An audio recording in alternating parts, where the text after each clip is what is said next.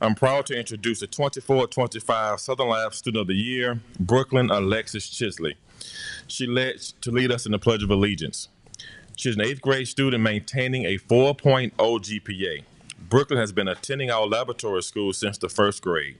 Currently, she is in the Beta Club, a member of the Kitten Sea Purse team where she constructs underwater robotics. She's been a dancer with the Arts Performing Academy and attends St. Peter African Methodist Episcopal Church. Brooklyn is the daughter of Mr. and Mrs. Curtis Chisley, both proud parents of Southern University. Brooklyn.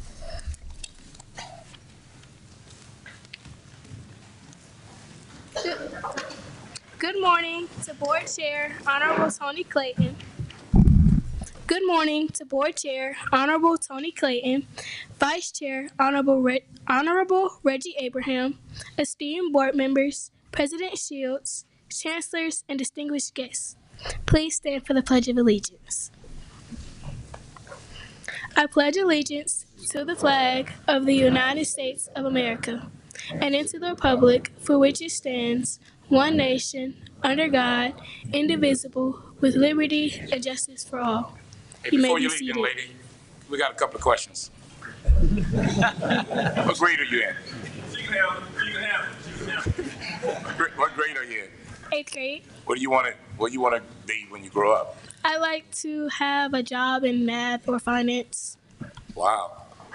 Good. Let me tell you something. We are so proud of Southern Lab and what you guys are doing under the leadership of Dr. Bristol. And it's folks like you. When you come up here, it just makes us all feel good to see that the future is in good hands. So just as your chair, I thank you for being part of this system, and we're so proud of you. Thank you. Any questions, board members? Oh, the parents. The parents got to be proud. Where are they? Thank you, Bob. Oh, they come on up. Look. So,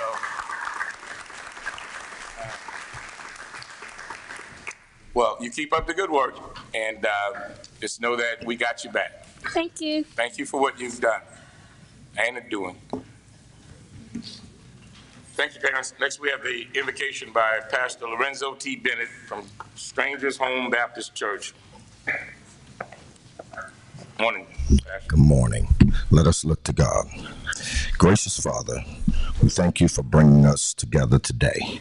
We thank you for dear Southern University, Chairman, Vice Chairman, President Shields, and members of this board. Lord, we ask and invite your guidance and wisdom so that decisions that are made positively impact every classroom, dorm room, boardroom, as well as every locker room. We pray for these chosen decision makers, the unity and purpose for their foundation of their collective efforts. We pray that they govern well, reasoning together and allowing their hearts to be turned like the river toward the greater good of this established institution at this appointed time. God, return extraordinary blessings for their sacrifice and service. We stand in a posture of gratitude for all students and alum that have passed this way and have been made better. Now, Jehovah God, by the close of this meeting, our desire is that Southern is blessed in the plans and future you have for her, and you get the glory. It is in your only begotten Son, Jesus the Christ's name, we ask and pray. Amen. Amen. Pastor Bennett, 1 second. Which college did you graduate from? The Southern University. And your church offers something to Southern. Why don't you tell the board members what do you do in terms of helping students through animal science, scholarships, etc.? Well, I'm a 2001 graduate of Southern University Animal Science, and we extend scholarships to the College of Agriculture, more specifically the Department of Animal Science, on an annual basis. Well, on behalf of Dr. McBeams and Ag and the rest of the Southern family, thank you for what you do, Pastor.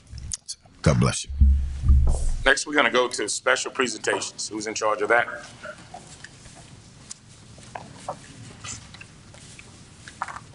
Yes.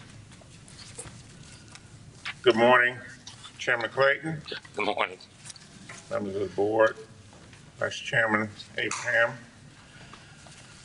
This morning, we wanted to do a special presentation for our Honda Campus All-Star Challenge team that participated in the National Championship also regional champions, and that effort was led by the Dean of the Honors College and the Dean of the Honors College, and she has brought the team with her and can give you a short explanation of what they did in the competition. Thank you, Chancellor Pierre. Good morning, everyone. It is absolutely a great day on the Bluff, and I bring greetings from the Dolores Margaret Richard Spikes Honors College, as well as thanking you all for this opportunity. So, to the chairman, Honorable Clayton, as well as the Board of Supervisors, as well as the chancellors in attendance and other special colleagues, I would like to thank you for this opportunity. We are blessed to have wonderful students who actually represent the university in the best way possible. Their razor sharp focus, brilliance under pressure are second to none. Southern University and A&M College has ranked at the Quiz Bowl National Qualifying Tournament, and this is their sixth term winning first place. So they have won the first place prizes 6 times in a row, and we have had the opportunity to go and compete nationally with the Honda Campus All-Star Tournament, and that is in Los Angeles, California. We have the students here. Oh, you guys can kind of come up. We have the students here. My far right is Miss Ashanti Scott. Ashanti is a sociology major, honors college student, just completed her thesis presentation. Her title was Assessment of Foreign Language Exposure on Media Consumption. Next, we have Nicholas Ross. Nicholas is an engineer from Orlando, Florida, rather pursuing engineering. And Nicholas is going to be a junior this coming semester, has served on the team throughout his tenure here at Southern. Also, we have Akajogu Amochezi. He is from Nigeria and he serves as the captain. His thesis title was Understanding the Role of PRB in Epstein-Barr Virus Replication. His intent is to become a medical doctor and also the next Prince of Nigeria. Our students have high levels of acumen here. Maisha Webb has worked diligently with the team. Vice Chancellor Walton as well, and myself, we've made sure that the team has what they need. We'd also like to give a special shout out to the Los Angeles chapter, who rolls out the red carpet when we come to California. They take very good care of the students. This chapter, Alex Wade and his team, as well as, and they're outfitted today by the efforts of Mr. Isaac Larry from Washington, D.C., alumni chapter, class of 1971, has purchased all the jackets for the team. So we are extremely excited about this opportunity to be recognized.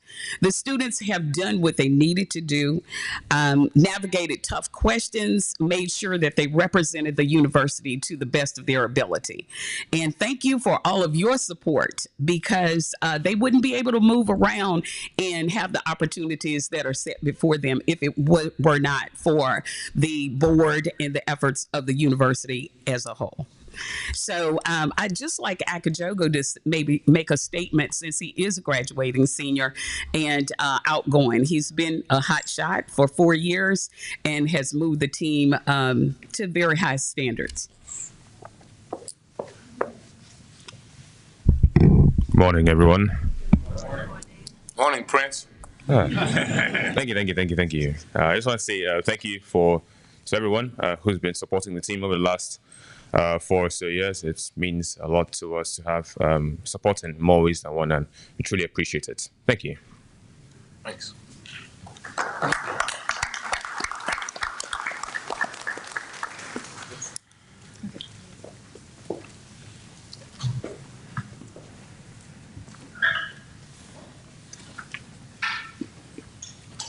So next, I'm not sure that the students who were part of that are here yet because I think they looked at the agenda and thought we would be moving that as fast. But let me start with, we have 5 students who produced a documentary about the human jukebox, and they received an Emmy nomination. The name of the documentary is The Hidden Sport, and they will be in New York to determine if they will be awarded an Emmy for this documentary. It's a documentary competition Emmy from Sports ESPN. If they win the documentary, they will be awarded as a team $40,000 as a team. And I do think they have a great chance of winning this particular competition. They have previewed the documentary at the Valdry Center, and it's about 12 minutes long. And I think that if they are able to secure that particular prize, it would be a great testament to Southern University and the work. All of them are seniors, and they will be graduating tomorrow afternoon, or tomorrow morning actually, at 10 a.m. And the names are Verban Muhammad, Ashley Lovelace, Sidney Couye, Lauren Sullivan, and Eric White. Thank you. If they come in, we'll acknowledge them. All right, thank you. Madam President, Dana?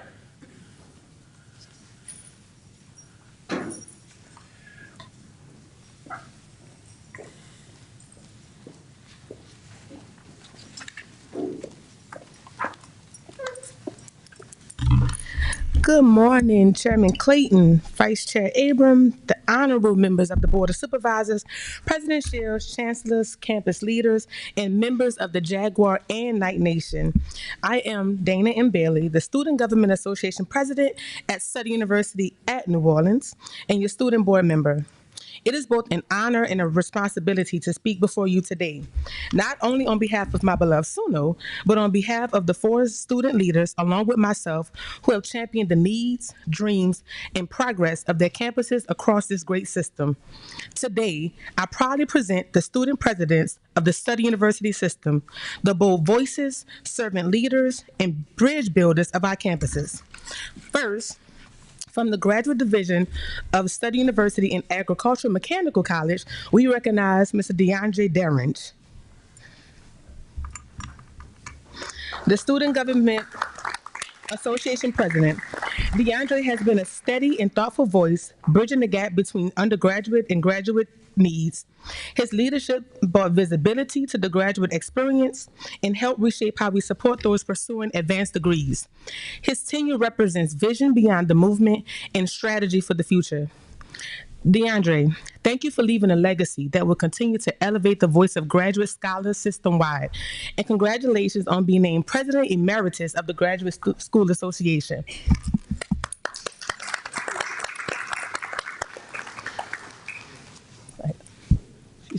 She's not here yet.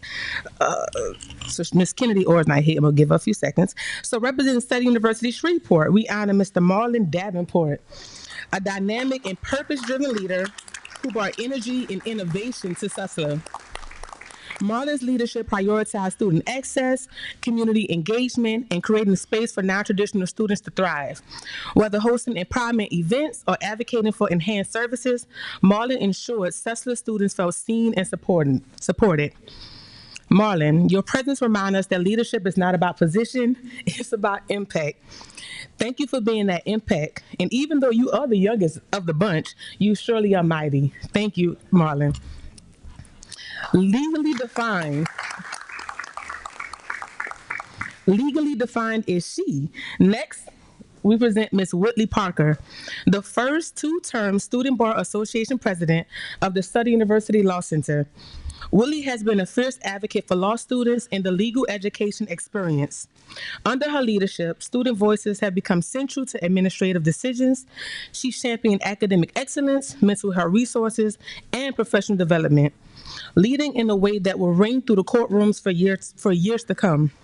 Whitley, your resilience and determination reflect the very best of the Law Center. You have not only led, you inspired, you came, and you conquered.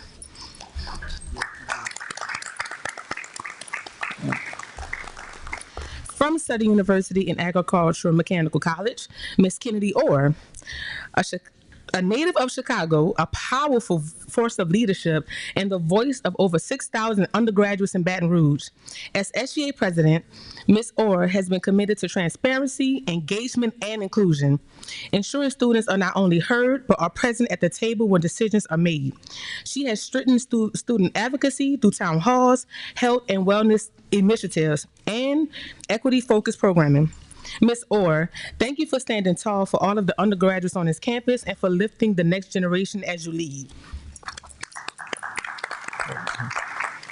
And finally, I would like to acknowledge myself. Y'all knew that was coming. Myself, Dana M. Bailey, the Student Government Association President of Southern University at New Orleans and the student board member on the Board of Supervisors.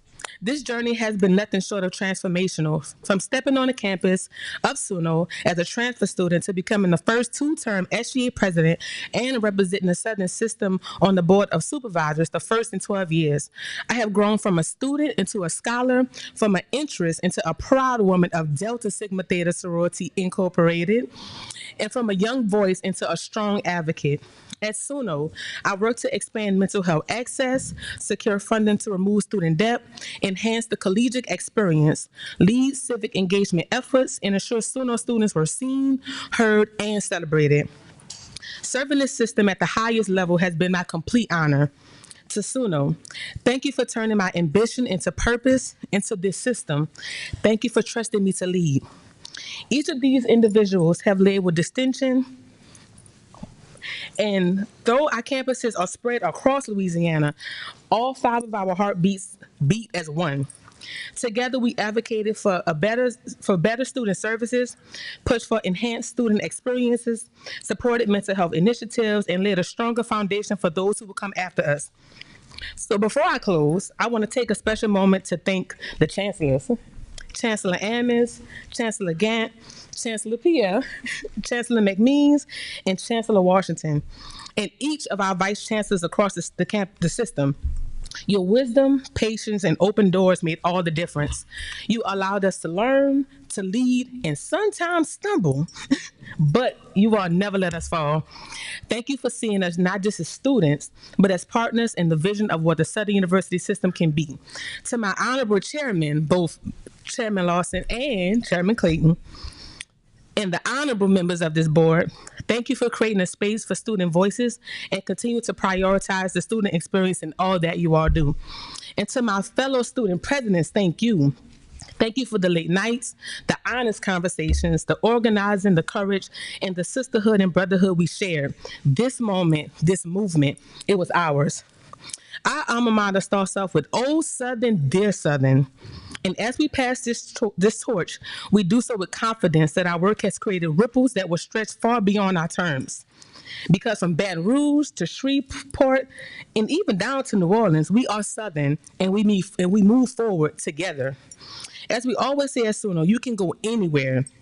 And together, with the Southern University system education, we make sure that the next generation can go even further. Thank you.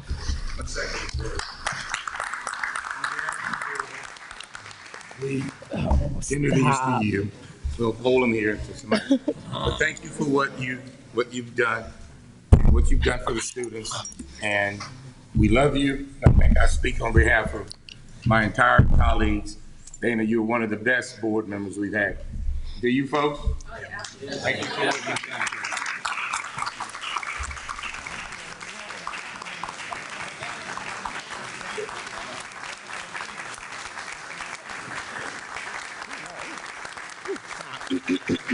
Yeah. So I'm gonna actually bring it back for 2 seconds because Miss Orr has arrived. So please help me welcome Miss Kennedy Orr, a powerful force of leadership from Chicago and the voice of over 6,000 undergraduates in Baton Rouge. As SGA president, Kennedy has been committed to transparency, engagement, and inclusion, ensuring students are not only heard but are present at the table when decisions are made. She has strengthened student advocacy through town halls, health and wellness initiatives, and equity-focused programming. Ms. Orr, thank you for standing tall for all of the undergraduates on this campus and for lifting the next generation as you lead. Thank you all again.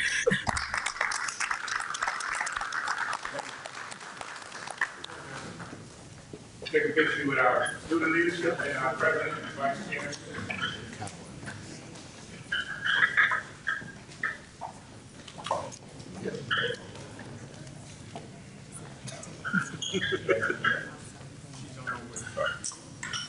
Where's Dan? She's got putting them.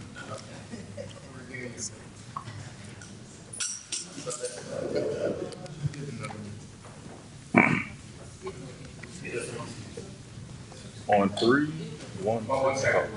Oh, I ain't see it.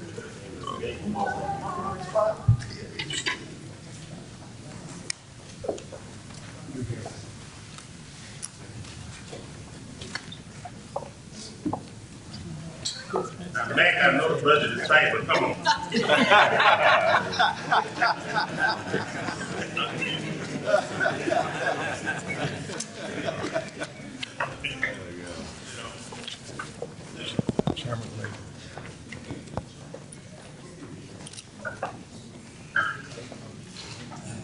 All right.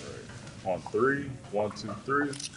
Another one, 1, 2, 3, and one more. 1, 2, 3. All right. Can the quiz post students take pictures with you? The quiz post students with you? Can they take them? Yeah, come on. Hey, one, Mr. President, vice students with me. Quiz post. I know. Campus.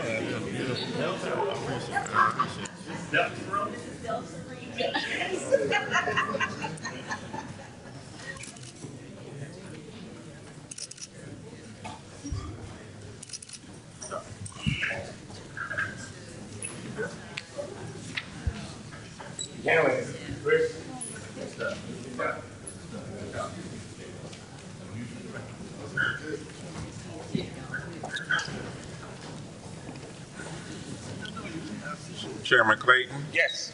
So two of the members of the Dream Team with the Emmy-nominated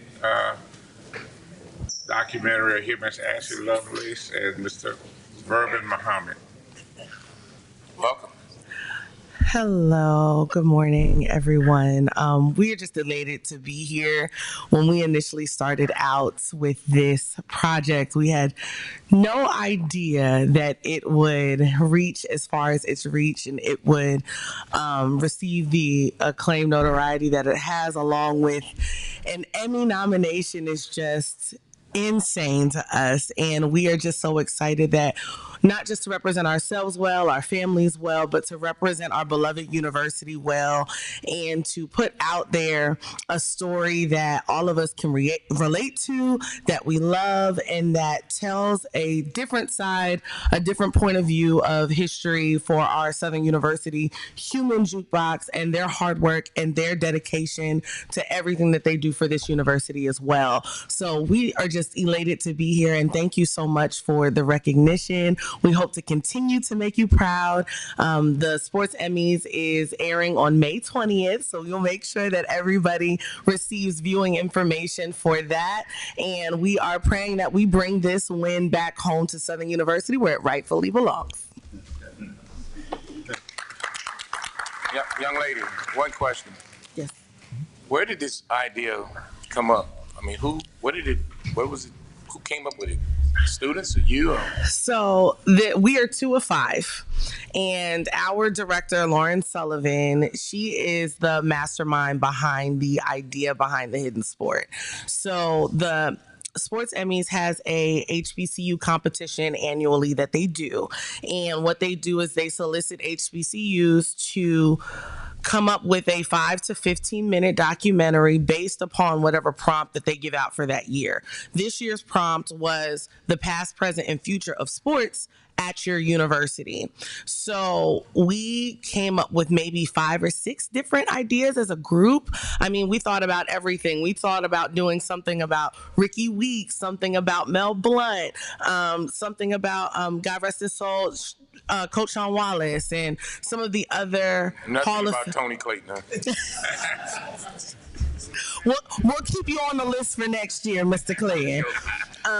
But we thought about all of the Hall of Famers that have come through here, but we also wanted to do something that was outside of the box, something that could really prick people's, not just minds, but their hearts. And Lauren came up with the idea saying, well, there is no athletics without our Southern University Human Jukebox. It is the heartbeat of athletics. They are there for everything. They uplift, they push, they move. When teams are down, they have that spirit to just pick them back up so they can go that extra mile. So we wanted to be able to tell the story and the history of athletics through the lens of the Human Jukebox. So that's what we decided to do. And it worked out pretty well for us. We got nominated. Thanks for your creativity. Thank you. Just want to say I appreciate the opportunity just to give back to the school. I marched in the band for 4 years. I went to band camp from 2013, 2014, 2015, all the way to 2018 before I got in the band in 2019. And just giving back and being able to pour back into the organization and the school that poured so much into me, being a student that didn't know what he wanted to major and just didn't know what he wanted to do in life, but the band and Southern University gave me so much opportunity and so much vision for my own life. It's just a blessing just to give back to it, pour into me. So I appreciate you guys. Well, look, we want you to make contacts with Edwin Shorty so y'all can share the same tailor so he can get some ideas. Yes, sir. Mr. Lawson. Tony's kind of a hater. Kappa Alpha Psi. I have low cards.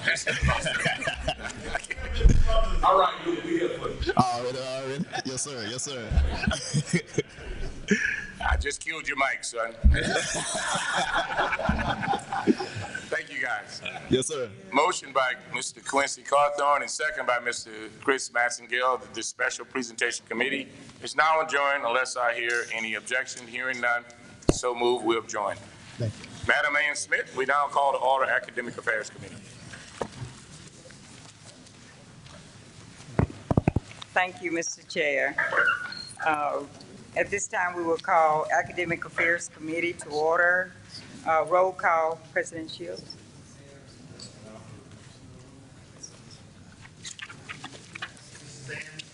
Present. Present.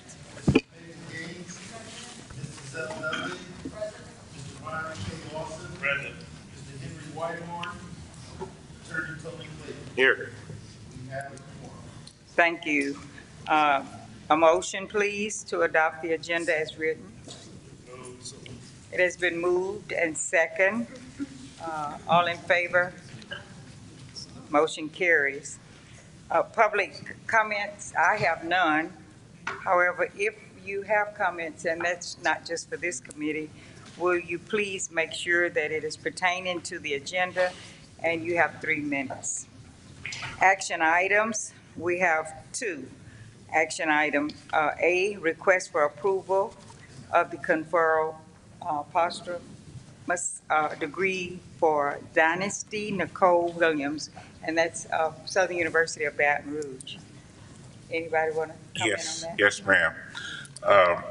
Ms. Williams died unexpectedly a month ago. She was an MBA student at Southern University. She is the daughter of Tony and Tina Williams, who have invested so much into Southern University, especially Southern University Shreveport, with their project there to help young men do so much better. And this was request by the family, and I am honored to present this to the board. And I would hope that the board would approve that request. Okay, Lastly, make that motion to honor that request as made by Chancellor and as printed on the agenda. agenda. It has been moved and second that it is approved. Can I add a statement to that? Sure. Just had a colloquy with the president, and her dad is one of our staunchest supporters. I think he kicked off the campaign on the West Coast. He's donated a significant amount of money, and that family has been a strong supporter of this university. So I just wanted to add to that commendation that his daughter is about to receive, that we are thankful for what that family does to help Southern University. Thank you. I just want to Thank you, Mr. Chair. Madam Chair, I would like to add that for the past, all right. For the past 5 or so years, the president and I have traveled to the Williams home in Phoenix and spent significant time with that family. And they have devoted a tremendous amount of their own personal funds, time, and energy to supporting this university. Their daughter did so as well. Spent a lot of time with their daughter, and she was just a beautiful soul. The family are just wonderful people, and they give all to this university. And it is an honor to be able to support them like this. Thanks, Jordan. Thank you, and thanks for the comments. We'll, we've already done the motion. Did I make a motion? Okay, so it is passed. And a second. Item B, request for approval to present a certificate of academic achievement in memory of to Isaac Morgan, Southern University Law School. Good morning, Mr. Chairman, board members, Mr. President. 1 month ago, Isaiah Morgan, a part-time student at Southern University Law Center, was on his path to earning a law degree when he died unexpectedly and prematurely. So we seek approval from the board to award Isaiah Morgan a certificate of academic achievement in memoriam, and we will do this at our graduation on May 16th. Thank you. May I get a motion to accept? It has been moved and second. Any opposition? No opposition. Motion carries. Thank you, sir. Now we'll move to informational items. The first one is flexible Friday summer work hours, and this comes from Southern University of New Orleans. Dr. Ammons, would you want to make a statement on that? Yes, thank you, Madam Chair. Members of the Academic Affairs Committee, members of the board.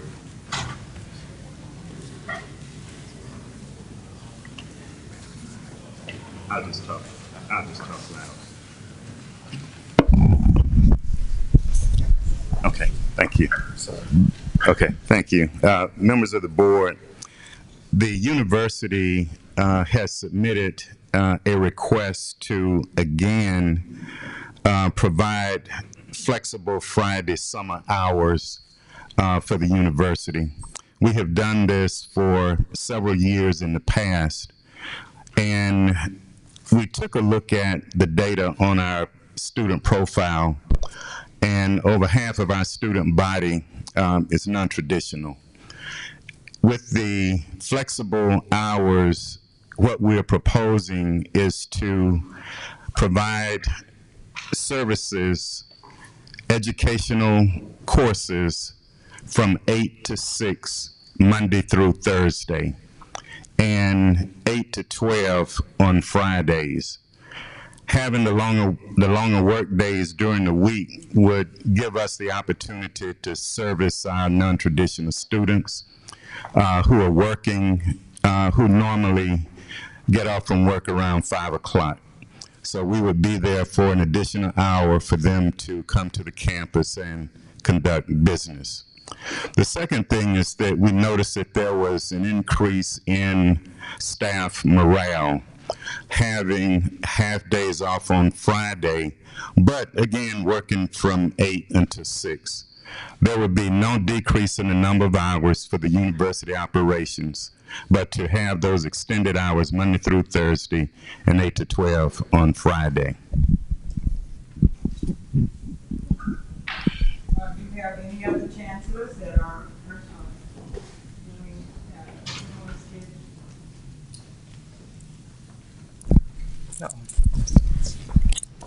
Good morning. Yes, the board approved last month that Southern University at Shreveport would have flex hours, and our hours will be the same as SUNO during the summer months, where our team will work 8 to 6 on Monday through Thursday, and on Fridays from 8 to 12 noon.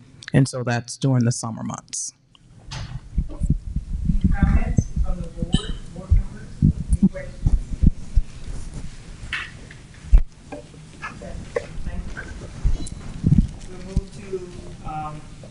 Informational item, scholar in transition, education program, STEP, that is Southern University of Florida, again.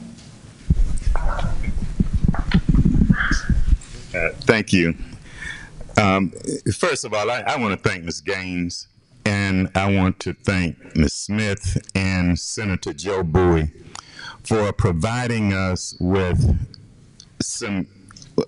providing us with the history lesson on charter schools and the role that they play in the New Orleans community. This grant, and I'm going to have Dr. Bree Cook, our Vice Chancellor for Academic Affairs, and Dr. Kamisha Smith-Ross, who is a member of the College of Education faculty and also Chief of Staff, to come in to talk about this program. But because of the input, This is, before we get to, well, we can go ahead with that for one. Scholars of Education and STEP. STEP. Is it STEP? Yeah, so we'll let you go ahead with C and then we'll come back. oh, I'm sorry. Go ahead, you start. Oh, okay. All right. So I will go ahead and ask them to come forward, and Dr. Cook will also discuss the STEP program. But again, I want to acknowledge the input and support that we received from members of this board to make that program proposal an even stronger one. Dr. Cook and Dr. Ross. Okay. Good morning, everybody. Briefly, you're gonna get a number of handouts from both of us. One of the ones coming now is just an overview of Scholars in Transition. So I'm gonna. All right. Is this one? No. I'll talk briefly about Scholars in Transitions. SUNO is in the process of launching a Scholars in Transition, an innovative education program designed to deliver high-quality, accessible post-secondary education to incarcerated individuals in Louisiana. The initiative aligns with SUNO's mission of educational equity and expands its reach through a 100% online Bachelor's of Arts in Psychology program, leveraging the university's expertise in distance learning. We have an MOU, that's another handout you're going to get, with the Louisiana Department of Public Safety and Corrections. Let's see. The first two institutions we'll be working with are LaForge Parish Correctional Complex and Raymond Laborde Correctional Center. We're hoping to serve a total of 50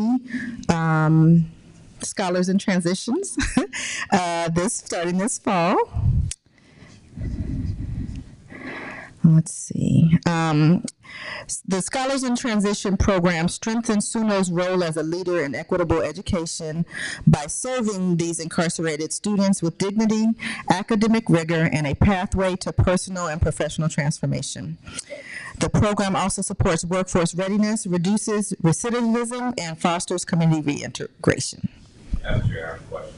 Okay. Question.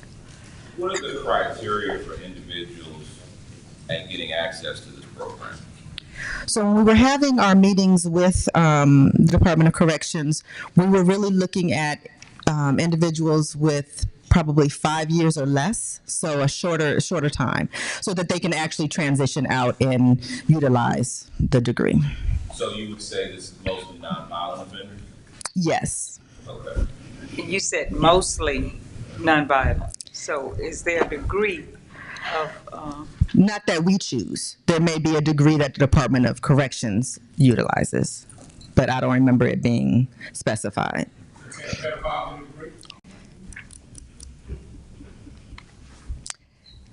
Maybe.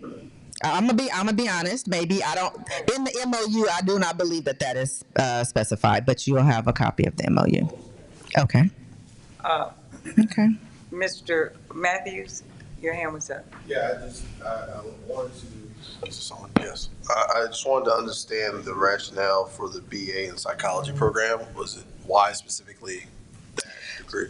Number of reasons. So one, we're using online modality. We don't have the capabilities of going into the institutions at this time. So we don't have that many completely online degrees already ready to go. Gotcha. Okay. We explored a lot of them. Yeah, we explored a lot of them. I've, Mr. Clayton, Mr. Chairman, sir, if registered sex offenders were removed from the criteria, would you still have an opposition to the program? Then I want to know whether or not armed robberies get it. Then I want to know folks who rape women get it. I have a plethora of questions about this program. I was just telling the president I wish this would have been vetted with the president, and then the president would have called in. But to do this in public, you guys probably, I'm going to ask that question. If a pedophile will get a degree, you say, well, maybe. This is not vetted properly, folks. We're handing out documents as we speak, so we're reading and listening to her. That's just not the way it's supposed to work. I understand. Madam Chair. Yes, Madam Chair. I recognize Mr. Messenger. Thank you. I recognize I'm not a member of the committee, but as a board member, I'd like to suggest to the committee that we postpone this, give the board an opportunity to study this a little bit. And as I say that, I do want to make another point. I do want to recognize the intent of this program. As somebody who recognizes that we have some of the lowest labor participation rates that we've seen in decades, our employers need good qualified individuals, and when they're coming out of these incarceration facilities, this is an opportunity to put them in a place to be successful. I've seen these programs work. I support the intent and the concept of this program, but I'm certainly not prepared to support this program at this point. Recommend the committee to postpone this until we have a chance to study it further. I do believe it's listed as informational for that reason. So we will have opportunity probably the next board meeting to actually do that. But we will answer your questions and make sure. I second that we postpone this discussion of this because I don't think it's a discussion that's fair to them, particularly with questions like that coming from me, because it's not properly vetted yet. So what I believe, Mr. Massengale's suggestion that we postpone this discussion of this, let the president handle it, and we'll deal with it accordingly. This is not something that Okay. I have other questions about this that's immediate without the justice. Okay. So I asked the question without seconding the motion to postpone this discussion on information items until later. Okay, Mr. Carthon. I can tell you my question if it's not something you voted on it. I can wait. Okay. Okay. Any other comments? If none, Chair has made a motion. Okay, that we take. Thank you. Now, okay. All in favor? Any opposition? None? Okay, thank you. Good morning.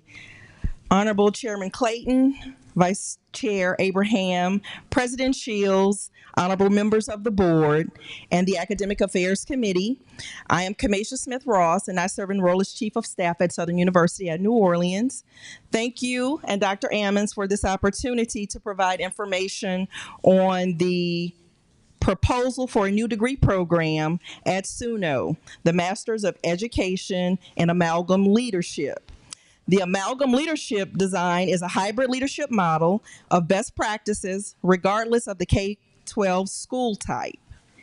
In October of 2024, Southern University received an $8 million grant to support teacher quality preparedness. In year one, we are in the process of spending $680,000. 1.4 million of these dollars are dedicated to this new degree program in years 2 to 5, addressing personnel, marketing, mentorship, and student stipends. There are some strict timelines for us as it relates to the program. June 1, we have to submit a deadline application to the Louisiana Department of Education. And also on June 18th, the Board of Regents application, which is in the blue folder, is due to them. So we are coming to you all this morning, although we recognize that this is a informational item. We would like to ask that this agenda item be looked at very closely so that we can move forward with purpose and getting these agenda items moved on to the next bodies. Okay, open for discussion. I recognize Attorney Rutledge. If this question is for Dr. Ross or for you as chair of the committee or who, but there was another item on the degree program that was specific to charter schools leadership. Is this distinguishable from that, or is this the same thing? So this is the same application. Same. There were some concerns from stakeholders, and we went back to the drawing board and we developed a new program, making it all inclusive of charter, private, and public. When you say concerns, can you give me an example of what the concerns were? The concerns were that we were focusing more on educating charter schools, teachers in charter schools and private schools versus addressing the needs of all constituents. But in its current posture, this would apply to all of K-12. Is it exclusive to Orleans Parish?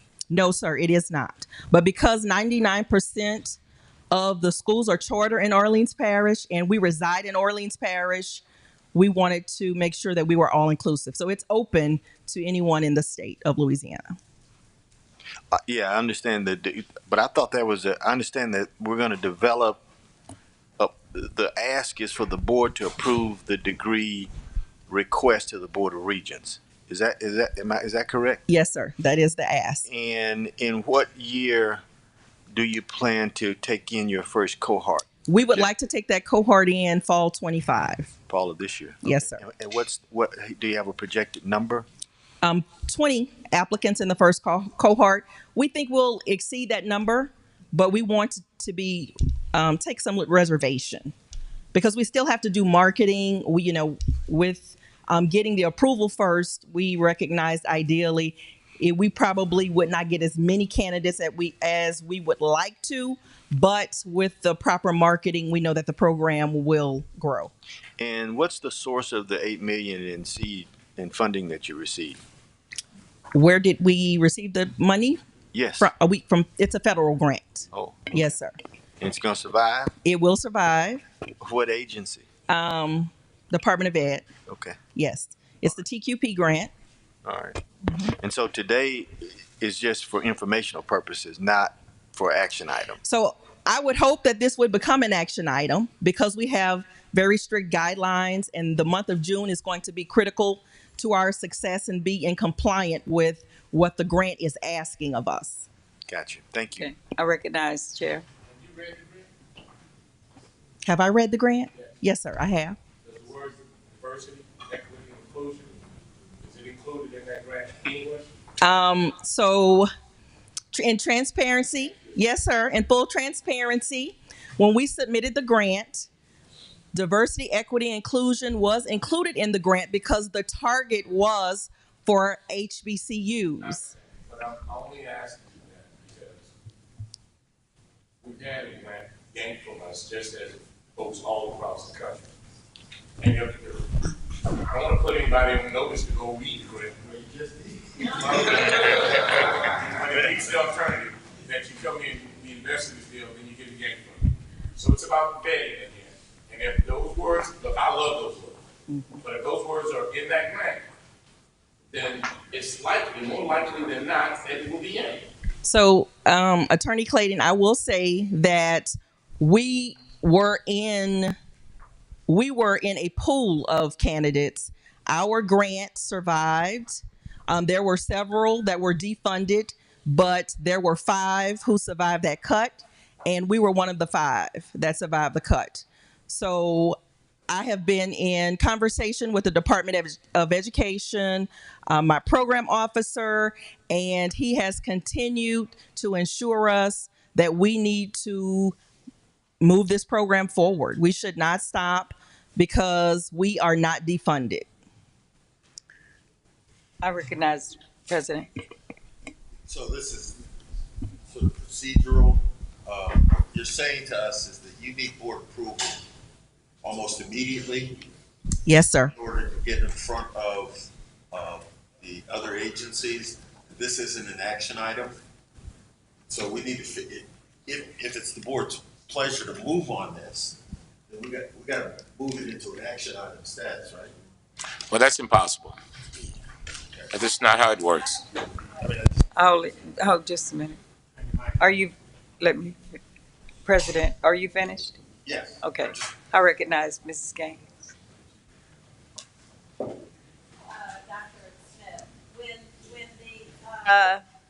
When we received the board package for the degree program, it first started off as charter school. We expressed some concerns. It was changed to the amalgam program. Can you tell me or us, the board, along with that package, certain information was left off, which I thought was important.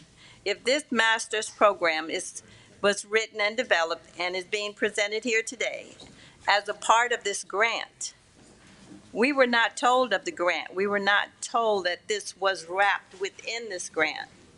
And along with this grant came other significant partners. There were some changes made to the grant along the way. And we were not a part of this information. We did not know this. So in submitting this to the Board of Regents, do you think it is significant to inform them that this is all within a grant, or does it matter?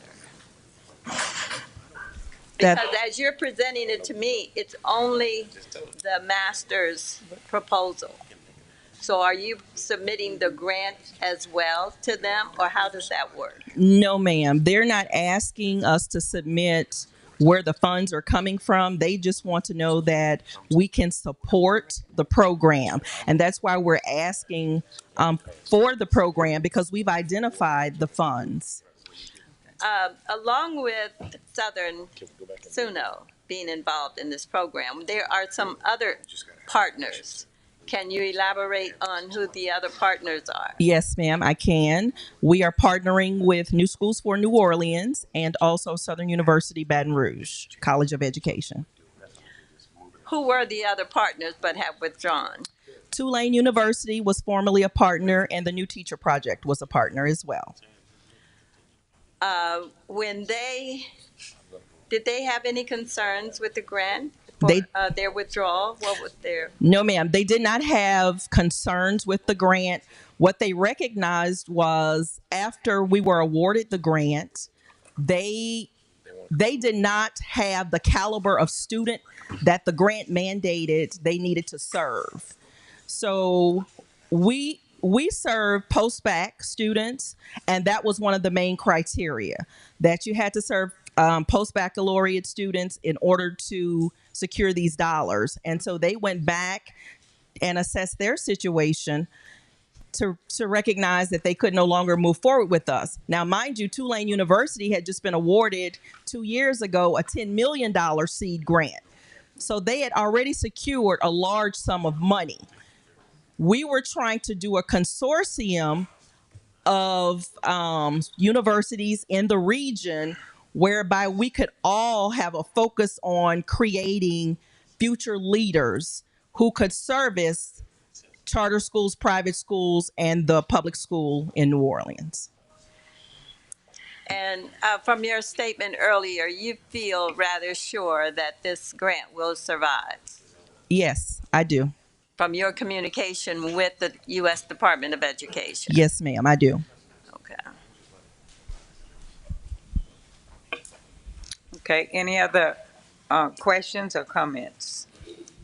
The lawyers just told me that it's not impossible to convert this to an action item. The reason why I said it's impossible because it has to be a unanimous vote, and I will vote no.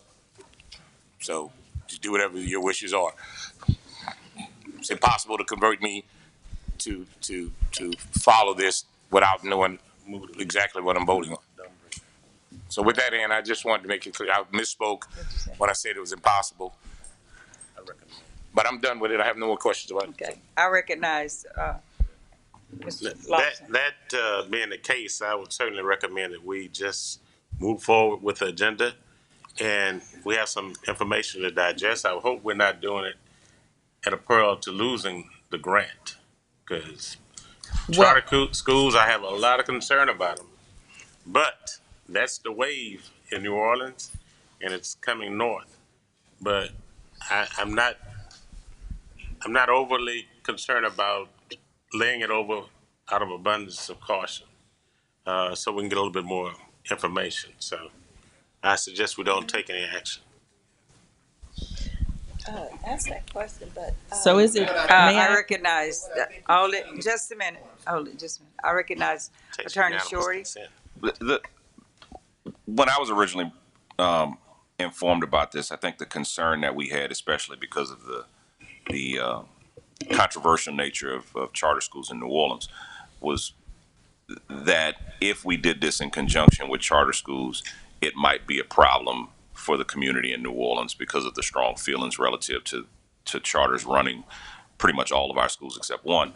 But my concern was why limit it just to charter schools and private schools when you can do it for all schools and make it a part of your education department. And if we're doing that, if we're saying we're offering this degree to people who want to basically be in education administration, then I don't necessarily see the problem with it, because we had hamstrung ourselves. We had said, hey, the only people we're going to market to is this degree, and we're going to gear it towards somebody who's going to want to be a principal at a charter school or a private school. But now we're saying anybody at any school, public, private, or charter, is what we're going to offer the degree in. And I think it just opens it up. That is my understanding of what we have done. That is correct. Yes, sir.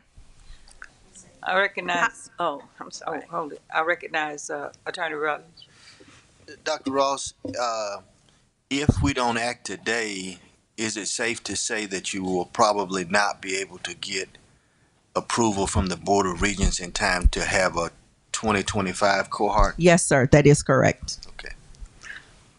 Now let me ask you this: is the grant funding contingent? I'm sure you put a proposed budget and burn rate for the money that's been allocated. And in your budget, did you indicate that you plan to allocate some of those resources to support a 2025 cohort? Yes, sir. 1.4 million. So then, over the span of 5. If we don't do this, then we would have to go back to the agency to try to figure out how we can get a revision in that. Now, yes, sir. And I want to make sure the chairman understands. I'm sorry, because I don't want to get if he's cemented that he doesn't want to go forward today, then I will yield to the chairman. But I just want to make sure we all understand that this is separate and distinct from the other item, the prison item that we just. Yeah. And I don't Yes, want sir. to I don't want to say that pejoratively, because at the end of the day, and I say this as a former prosecutor, that eventually these people are going to be released, and they need to be released with a marketable skill such that they don't go back. And so I don't want to get, because we've put that aside, but I want to make sure that I understand that I understand, this if the Board of Regents approves this program, this degree that you're going to offer at SUNO, anybody can go and enroll and pursue to degree who's qualified. Yes, sir. That is correct. It wouldn't be. It's not limited to somebody who simply works at a charter school. Absolutely not. And the caveat is there are already several traditional ed leadership programs in the state. This program will be unique in the country because no one is offering it. So Give us 3 reasons as to why this is so unique. Because it's all inclusive. We have just not identified one core group of schools. We're addressing the needs in charter schools, public schools, and private schools. And what we're seeing now is there is a need for great transformation. We have the dollars to do so. We have funds to help our teachers who aspire to become future principals. The grant allows for that type of financial support as well.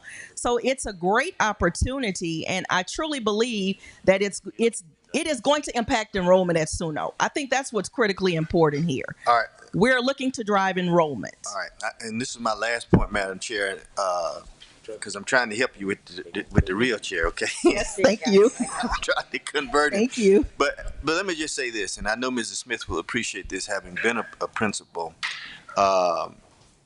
And I say this from a seat of experience, having served 16 years as general counsel for the East Baton Rouge Parish School System. One challenge that districts face tremendously is creating a sustained pipeline of leadership from the classroom to principal, or what we refer to as school building level leadership. All right? And it is sometimes a crapshoot. The demands that are placed on a principal in this accountability model are tremendous. And so not only are you running a mini corporation there with employees, revenue that's been appropriated, dealing with students, community, the whole 9 yards, but you've also got to be data driven and focused on a whole lot of metrics that are imposed upon you by the State Department of Education. And so it's not an easy job. I used to say the toughest jobs were principals and bus drivers. All right. Now, if you don't think a bus driver is tough, you get 40 rowdy students on there and try to navigate that. But this is necessary. This is necessary in terms of creating a pipeline to train effective school building level leaders. Yes, sir. Okay. I recognize Ms. Dudley. Good morning. My question is more of a point of clarification, going back to not what we're going to do with the program, the course itself, but the source of the funds, the grant. What restrictions or metrics, milestones do you have to meet as it relates to charter schools? And the funding source is what I'm concerned about. So there are none. There are no restrictions. The grant stipulates that we must prepare future teachers and future leaders.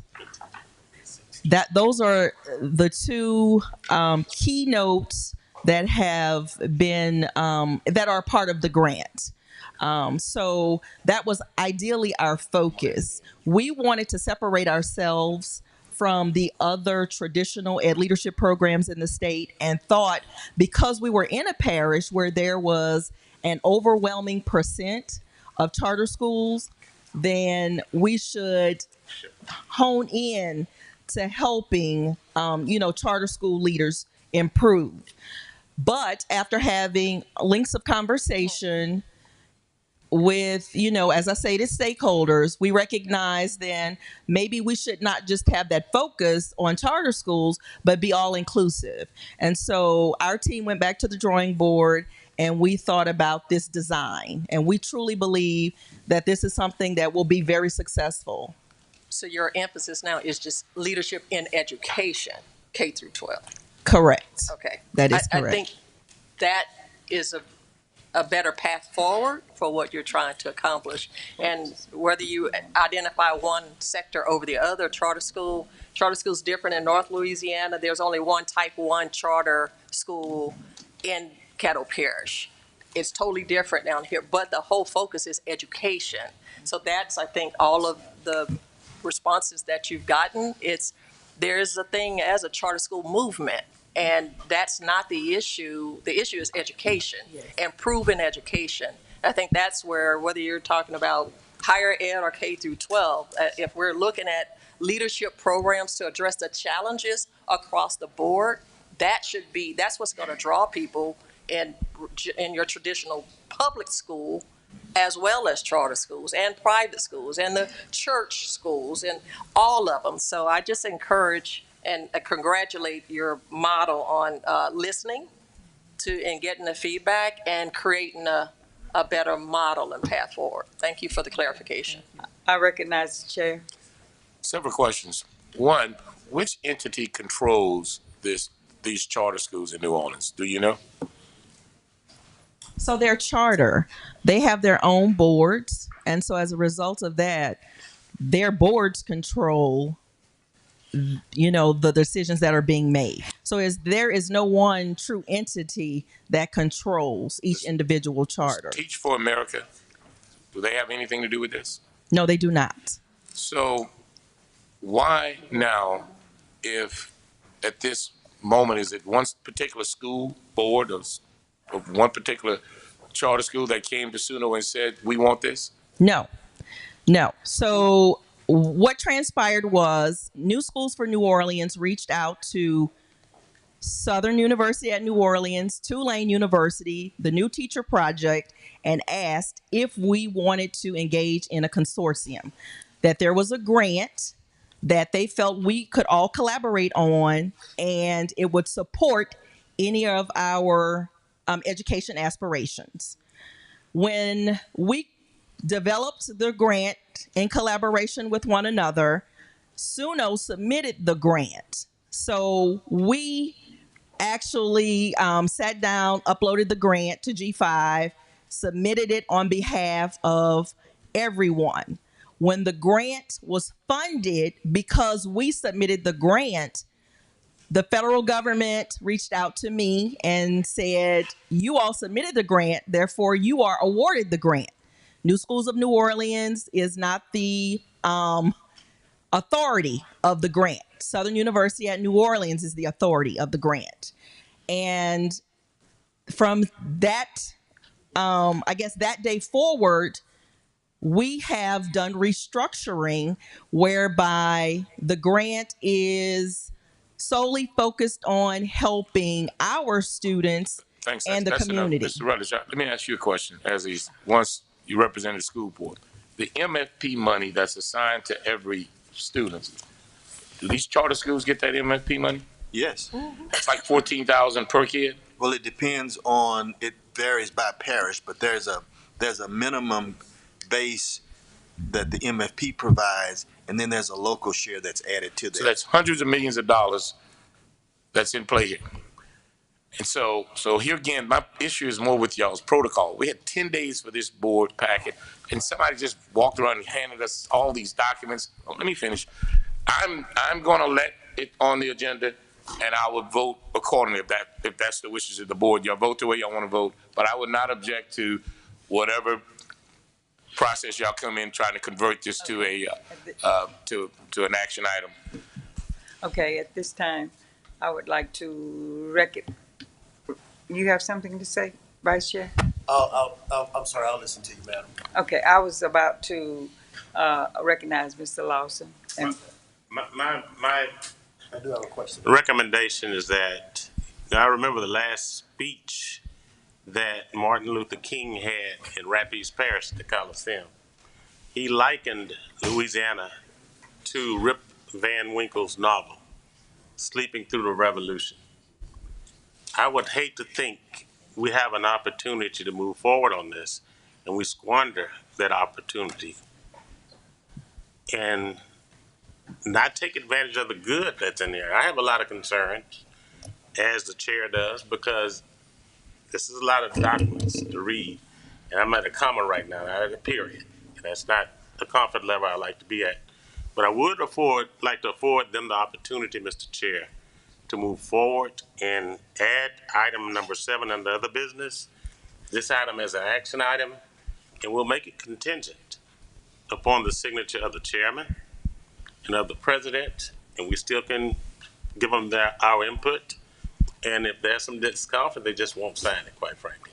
Is there any prohibition from doing that, councils? Okay, so No. I'll wait till item 7. I am going to Okay. make a motion to add it as an action item and give them the opportunity to move forward. Okay, on this agenda? Okay. Yes. And I ask for unanimous consent because it's a procedural problem if we don't get unanimous consent to add this as an action item. Is that correct?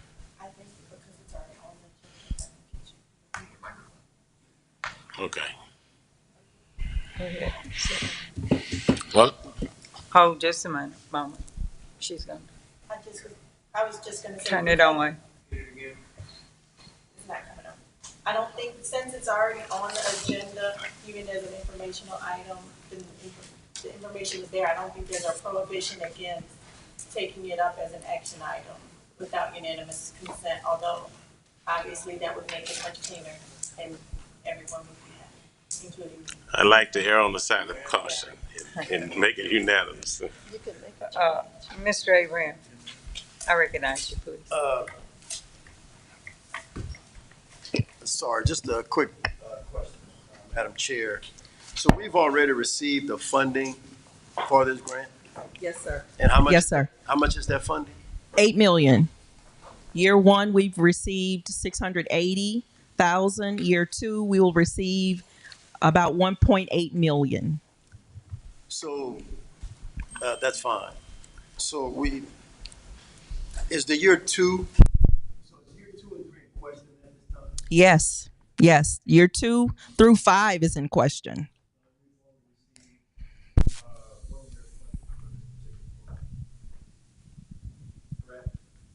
Yes. The second quick question I had is, do we currently offer any master's degrees in any form of educational leadership at SUNO? No, sir, we do not. Okay. We have a master's of art in teaching, but not in ed leadership. Okay.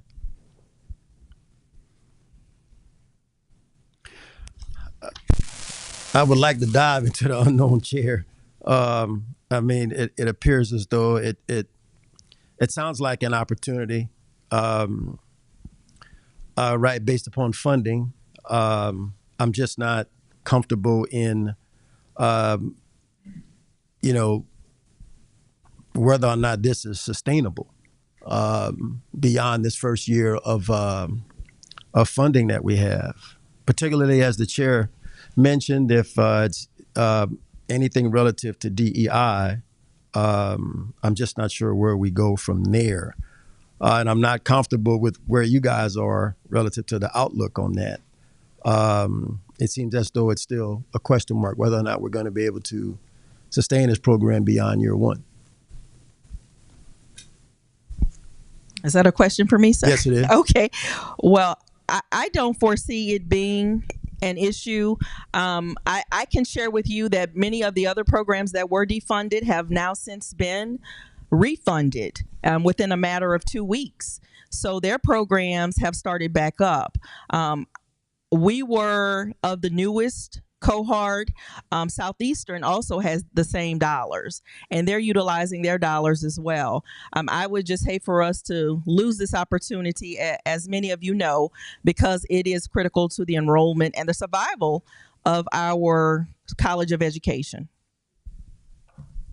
Thanks, Madam Chair.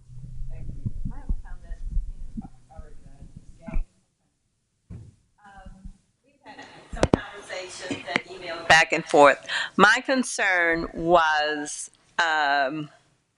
SUNO maintaining the independent academic authority over the grant and even into the master's program. Because of the involvement of this major charter organization, New Schools New Orleans, I was concerned about that. So we've talked back and forth about it. But lingering in my mind was the same thing that the chairman and the vice chair, and that is sustaining it if the grant funds are withdrawn. I first approached you when the grant was first submitted to us. with just signaling charter schools in particular and private schools. You've addressed that matter. We went back and forth on it until we came with the latest. So with that in mind, I think you put great effort into broadening the scope, reassuring me that SUNO is going to have the academic authority and manage this. Because when the grant was first submitted, New Schools for New Orleans was the fund recipient. Or the recipient? No. No, ma'am. Were they the project manager? They were, or ideally they thought that was going to be their role.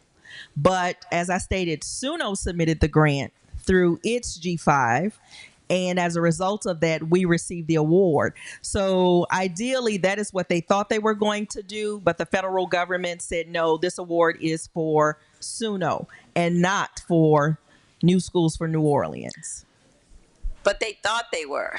Their intent was. That was the intent, yes. Okay, so that's the part that concerned me, right there. That was their intent, and that's what has to be viewed and considered at every point of this grant, and working with others, that SUNO maintain their role as the manager of this grant. Yes, ma'am. And we've talked about that in great lengths, and we all agree that we will definitely continue to manage the grant. Okay, thank you. I recognize Mr. Lawson. I yield to the chair. We just lost one vote. You're down to 11, so you're gonna need 9 to pass, so you're chipping away at you. So if you're gonna bring your motion, I think we should fast forward this so we can get to, before you lose any more votes. Mr. Lawson. Well, if we're on item number 7, are we? Yes. I'd like to make a motion that we add to the other business a motion to pass the Master of Education degree program in amalgam leadership SUNO and make that contingent upon the signature of the president and the signature of the chair of the board. I move. It has been. Question. Should be 2 motions. Should be a motion to put it on the agenda, She's, right? And then to vote on the substance of your motion. the council suggested that we don't necessarily have to add under. It has to get on it as an action item. Then vote on it. What do you think? It's on the agenda. What I think he's trying to do is motion to move it from an informational item to an action item. That's what I was doing. So it's there. It's noticed on the agenda. And I think what he's trying to do is that motion. So that motion would need to be voted on. Then if it gets added, then you vote on whether or not to pass it. Okay. And I think what Ms. Block indicated is she would like unanimity on even the addition of the other business. So That's where we are. Put it on the agenda as an action item. I move that we add it to the agenda as an action item. In a second. Okay. It has been moved and second. Any opposition? None. Motion carries. Okay. Now I move that we approve it contingent upon the signature of the president and the chair. Chair. That's my motion. It. I don't think we got a second yet. I know. Second. It is. Okay. It has been moved and second. Any opposition? Yes. Yes. Do I need a roll call? You do a roll call. That's what I was gonna say. Do I need a roll call vote? All right, let's do a roll call No, this is committee. to add it to agenda. this is the academic affairs. Yes. Mm-hmm. Mrs. Ann Smith, Yes. Mrs. Maple Gaines, Yes. Mrs. L. Dudley. Yes. Mr. Byron K. Lawson, Yes. Mr. Henry Whitehorn, Attorney Tony Clayton. I vote no for the statement that it's a protocol. This is not handled right. You got 10 days to submit all these documents, and I don't know what I'm voting on. So the board is like the wishes will come through, but I vote no basically because of the way this was handled. So we voted under unanimous consent. It's dead, isn't it? The item requiring unanimity was passed with unanimity. Okay. Now you're just voting to supplement. Okay. Which is now passed for, Fast forward. It passed. Motion passed.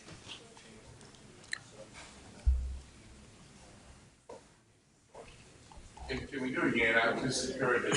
Shorty, why did you second? He says motion. Did you second something that you were not on the committee? I probably did. Okay, let's go back. Second motion of the four that passed. Will anyone else? Well, she's not even over there. There. Zell's not there. I need a second at the committee. Okay. Zell second. Zell has second. He made the motion, Zell second. Okay. Motion passed. Thank you, Mr. Chairman. Now it's on the agenda. Okay, any other business? No other business? We're adjourned. Now we're adjourned. I call Mr. Donald Ray Henry. At this time, I call the Facility and Property Committee to order. Roll call, Mr. President. yes, sir. Mr. Donald Ray Henry, Present. Ms. Mabel Gaines, Present. Mrs. Zell Dudley, Mr. Chris Massendale, Mr. Paul Matthews, Here. Attorney Lloyd Rutledge, Attorney Edwin Shorty, Here. Shorty. He's here. Mrs. Ann Smith, Present. Dr. Ronnie Whitfield. You have a quorum?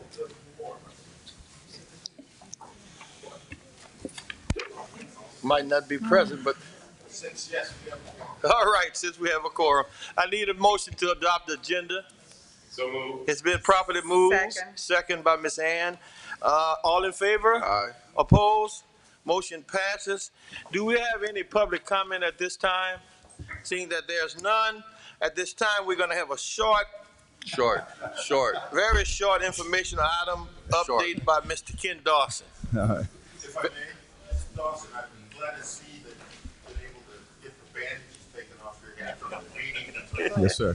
Yes, sir. I had to go to urgent care, but they did a good job. You make it my short long. Well, I will go quickly. I tell you what, things are going on, as you can see on the campus. STEM building is under construction. We're going through abatement of hazardous items now. The business building will start probably the third quarter. That's going to happen. The nursing building is in design. Stewart Hall has a redesign because of a problem we had with a line into the building that kept leaking. We had to redesign it to move some things. Southern Lab is in design. McNair Navy building, if you look back there, that is under construction, so it's taking care of the leaks there. University cafeteria at Suno is in design. 88 projects is bidding right now, so we should be moving forward with that. And exterior lighting projects there are under construction. The law library renovation is in design, is getting close to final drawings. Lewis Collier, that project at Sussler is one that we've been looking at. We got additional funding this year, so we should be able to deal with that. The Sussler gym, I will be going down. The pre-bid is 520. So on 520, we'll be doing a pre-bid on the Sussler gym. So everybody's happy about that, I'm sure. Workforce training, we have some money there. We're still working out some deals there. HVC repair, the $10 million issue that we had a concern with. Just got a text. I guess you just got a text. Very happy to say that the funding from DOE has been released for that project at Sussler for the HVAC. Yeah, and I want to thank, we talked to everyone was talking. We had state representative talking. I talked to Congressman in the field office a couple of times. We had a lot of people working with getting this done, and it is happening. So we are very happy about that. Mega shelter, we have some money going on with that. We still have some hoops to get through. You see everything going on campus, global innovation, public safety building, outdoor classroom, T.H. Harris Learning Lobby. Wow. All those things are happening as you see them build a nursing building. That is moving forward. We should be getting close to bid with the Suno nursing building. I mean, and I'm sure that Dr. Ammons has some report on that. The annex of the law center, we had a bid this week. We came in a little over because of not the actual task, but the fear of what the tariffs would do. We've been seeing almost a 25 to 30% increase in bids that's been coming in. So it has a tendency to affect some projects. The poultry renovation is going on. We're still moving forward with the meat lab. And I want to say this real quickly. Those are capital outlay projects, but we have a lot of deferred maintenance things that's going on. Mr. McClinton allowed me to get into his meeting with the CFOs. What we're trying to do with deferred maintenance, if we can do anything to take money off of recurring expense for a campus and repair it through deferred maintenance, that puts more money back in the budget for them. So we've been having those detailed discussions of things that's causing a lot of money that you constantly have to pay for, and we're dealing with it. So I'm not going to go through that particular list of them, but we have quite a number. And just recently, for Act 751, we submitted almost $84 million of deferred maintenance projects. Now, all of them are probably not going to be funded in the next session, but we should have a good bit of money that we will be coming back with, and we have projects that we're already focused on doing. A couple of other things, just real quick. We have an assessment through Board of Regents. There's an assessment that's going to take place. That assessment is being paid for by the Board of Regents. They're going to come to all the campuses and do a detailed assessment of all the issues. Mechanical equipment, HVAC equipment, condition of the building, service life of everything. That is going to happen. It's going to start June 9th on this campus, and then we will be moving to Sussel. They're going to do two. This campus and Sussel's first, and then they will be moving on to Suno. I can't stress the importance of making sure that we look at this in clear detail, because the better job that we do of identifying those issues will put us in better position to get additional funding and make sure we handle everything. One other thing I want to say, we had a system-wide meeting with all of our facility people. We brought them up here. I wanted the facility directors to get to know each other. That was the first time some of them ever seen the other person. We had a detailed meeting, we had a training, and we just discussed issues, and it was very, very successful. We also centralizing our controls throughout the whole system. One of the biggest problems we haven't been able to control temperatures in buildings. Now we have a program that we're centralizing those controls throughout the whole system, so we will be able to do what we need to do. And I just have to go back and get my revisit at my doctor's appointment. But it's been thank you for your attention. I'll answer any questions. Mr. Chairman, I'm exceptionally excited about the $10 million for Sussler. And I also want to give a little small shout out to Mr. Rutledge's son with Cassidy's office for getting that email to the right people who approved it for Suno as well. Exactly. We were able to send him that email, and he put it in the right place. I just want to do that shout out. At this time, we have Mr. DeMond who has a question. Thank you. Put it on red. The light doesn't shine. Thank you for your presentation, Mr. Dawson. You do a very good job. Regarding the deferred maintenance money, is an approved expenditure the purchase of equipment? Yes, I mean, purchase of equipment as it applies to a project. Yeah, I mean, any equipment that's needed. For instance, we're doing boilers, we're doing HVAC systems in that regard. So, yes. The deferred maintenance appropriation that we received last year, I know there's another iteration that a tranche that we're supposed to get this year. Yes. So, Mr. Chairman Clayton, if you don't properly maintain a lawn, couldn't that have some foundation and other drainage issues that would impact the building? Yes, sir. Okay. All right. Sir. So, let's think creatively about how we might be able to utilize some of the deferred maintenance money to buy the lawn equipment. Okay. I'll look into that. Yes, sir. Right. Yes, and sir. I don't know if it's an approved expenditure or not, but I do know that if you don't maintain it, there could be some unintended consequences to the building. Absolutely. So ask the that question. may be another avenue. Yes, sir. We asked the question. There's some Home Depot cards floating around. For the record, I don't have them. I don't have them. Let it go. Let it go.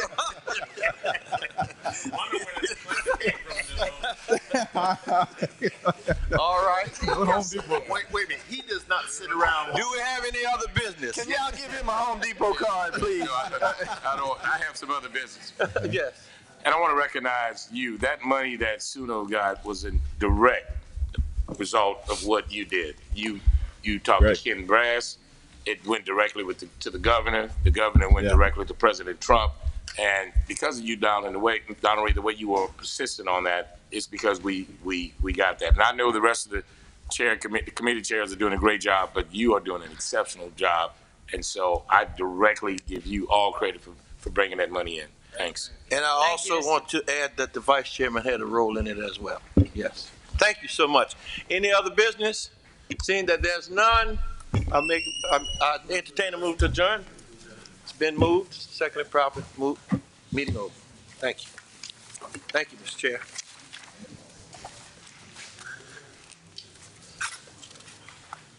$28 million. Wow.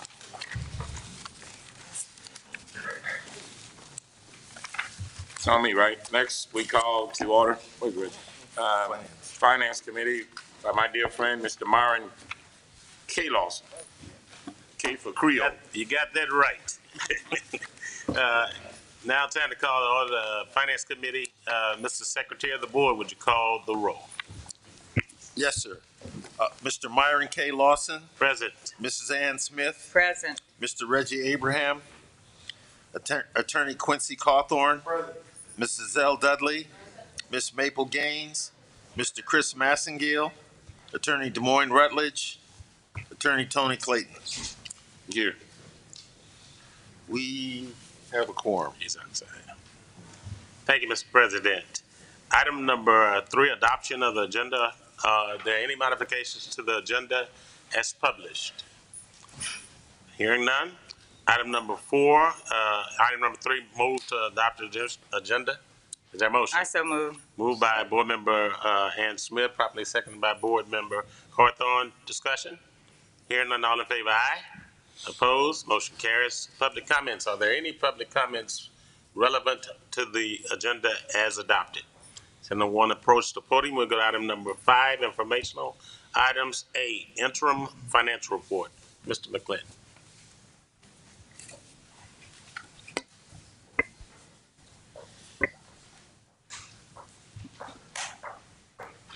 We're gonna get a deduction on this mic system charge today, huh? Home Depot has a sale on them, Mike. Okay, you have the interim financial report in your packet, and we also provided a narrative highlighting some areas that are of concern, and I would be happy to address any questions you may have. Either I can go through the report, or whatever the wishes of the board.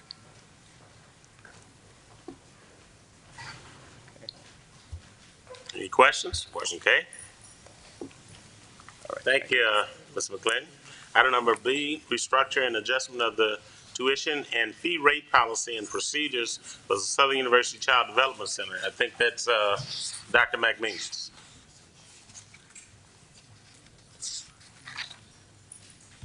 I move that we pass B. Okay, you've, I think we'll do a motion. I think it's informational, is it? Oh, it's information, I'm sorry. You want to say, have any comments? Get this mic on, just like I talk about. Our child development lab has multiple functions. First of all, of course, the child care. The second part is that it's also hands-on experiential learning for our students in human sciences. It's been long overdue that we need to adjust the cost for the child development lab to be in line with those of other institutions similar to Southern University. While we have proposed to adjust those tuition costs, they are still significantly lower than our sister land-grant institution. But we're trying to look for sustainability. We've been subsidizing basically the money to support the Child Development Lab over the last 3 years has been reduced to eliminated at both the federal and state levels. And so we've been using discretionary dollars, of course, which we need for emergencies and operational, and we no longer can sustain that type of funding. It costs somewhere between 600,000 to 800,000 annually, and if you take in consideration that money has to be found, that's a big dent in the overall budget annually. At these rates, we will be able to basically cover the cost of the program with some. Thank you, Dr. McMeans. Information. Item number 6, any other business needs to come before the Finance Committee? If not, item number 7, is there a motion to adjourn? Thank you. Now I call Legal Affairs Committee, the Honorable Quincy Cawthorn. Want to call the Legal Affairs Committee to order. Mr. President, can you roll call? Yes. Attorney Quincy Cawthorn. Attorney Des Moines Rutledge. Here. Ms. Dana Bailey. Here. Mrs. Maple Gaines. She's walking in Maple Gaines. She's here. Attorney Edwin Shorty. Here. Mr. Henry Whitehorn. Attorney Tony Clayton. We have a quorum. Number 3, can I get a motion to adopt the agenda? So moved. All right. It has been adopted. Number 4, any public comments? Seeing none, we'll move on to number 5. We got one action item. I move that we approve action item 5A. All right. So, last one, majority. So move. Now the Southern University Board of Supervisors is being called to order. Roll call, Mr. President. Yes, sir. Attorney Tony Clayton. Here. Mr. Reggie Abraham. Here. Ms. Dana Bailey. Here. Attorney Quincy Cawthorn. Here. Mrs. L. Dudley. Here. Mrs. Maple Gaines. Here. Mr. Donald Ray Henry. Here. Mr. Myron K. Lawson. Present. Mr. Chris Massengale. Mr. Paul Matthews. Here. Attorney Des Moines Rutledge. Here. Attorney Edwin Shorty. Here. Mrs. Ann A. Smith. Here. Reverend Dr. Samuel Tolbert. Dr. Ronnie Whitfield. Mr. Henry Whitehorn. We have a quorum. Before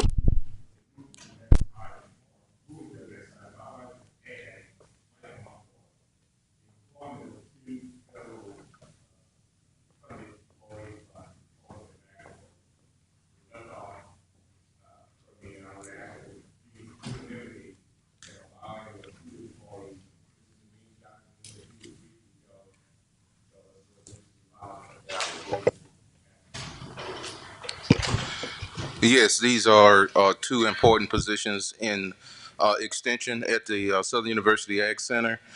They are the Vice Chancellor and Associate Vice Chancellor. We had a national search and a pretty good representation from across the 1890 system. And I recommend that we hire these individuals. Now we are delivering programs in all 64 parishes. So these 2 leaders are greatly needed as it relates to advancing our outreach mission and efforts. In conjunction with the President's mandate, we have time for these monies will strictly federal ones, not coming out of this cost. 100% federal. Thank you. I'll wait for Make the motion. I move that we move forward with appointing these 2 individuals at the School of Agriculture. And adding it to the agenda. I'm sorry, and adding it to the agenda. I would like that to be action item 6E.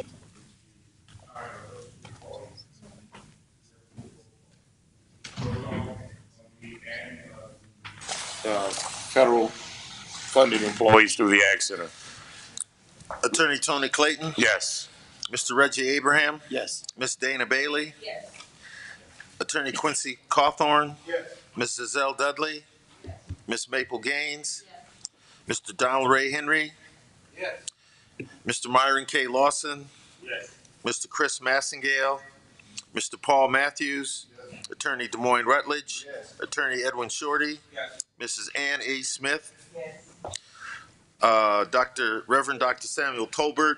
Dr. Ronnie Whitfield. Mr. Henry Whitehorn. It's unanimous with those present. Thanks. Now I move to adopt the agenda in its entirety. So moved. Properly moving second. All in favor? Any opposition? Hearing none. Any public comments to anything germane to this agenda? Seeing no one come up, then we'll move on to action item 5. Dr. Vital? Thank you and good morning. Resolution for today is of condolences for Bernadette Fontenot Rubin, born August 11th, 1947 in Washington, Louisiana. She proudly served as a 54-year member of Delta Sigma Theta Sorority Incorporated and participated in Women of Wisdom Acadiana. Wow. Bernadette shared 55 beautiful years of marriage with her beloved husband, Honorable Judge Edward D. Rubin. Ms. Bernadette Fontenot Rubin passed away peacefully on Thursday, April 24th, 2025 at the age of 77. And that concludes our resolutions for this morning.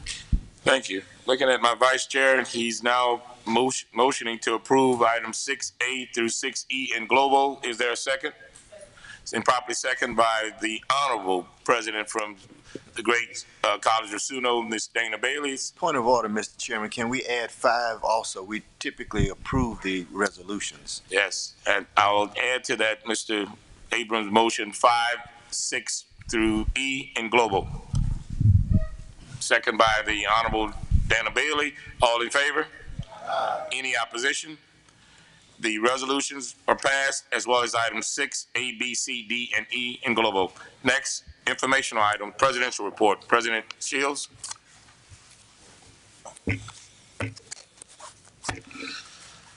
Good morning, board. We start by thanking you for your attention and your support. Each and every member of the board is a valuable contributor to this, and I'm happy to give a little more comprehensive report than you've heard in the past. I would make the observation, one of the joys of what we do, we witnessed today with the students from the lab school, the extraordinary students who've been engaged in competitions, etc. It reminds us of why we do this work. I've asked each of the chancellors in their reports to sort of bring you up to date on the campuses. I'll try to provide an overarching report.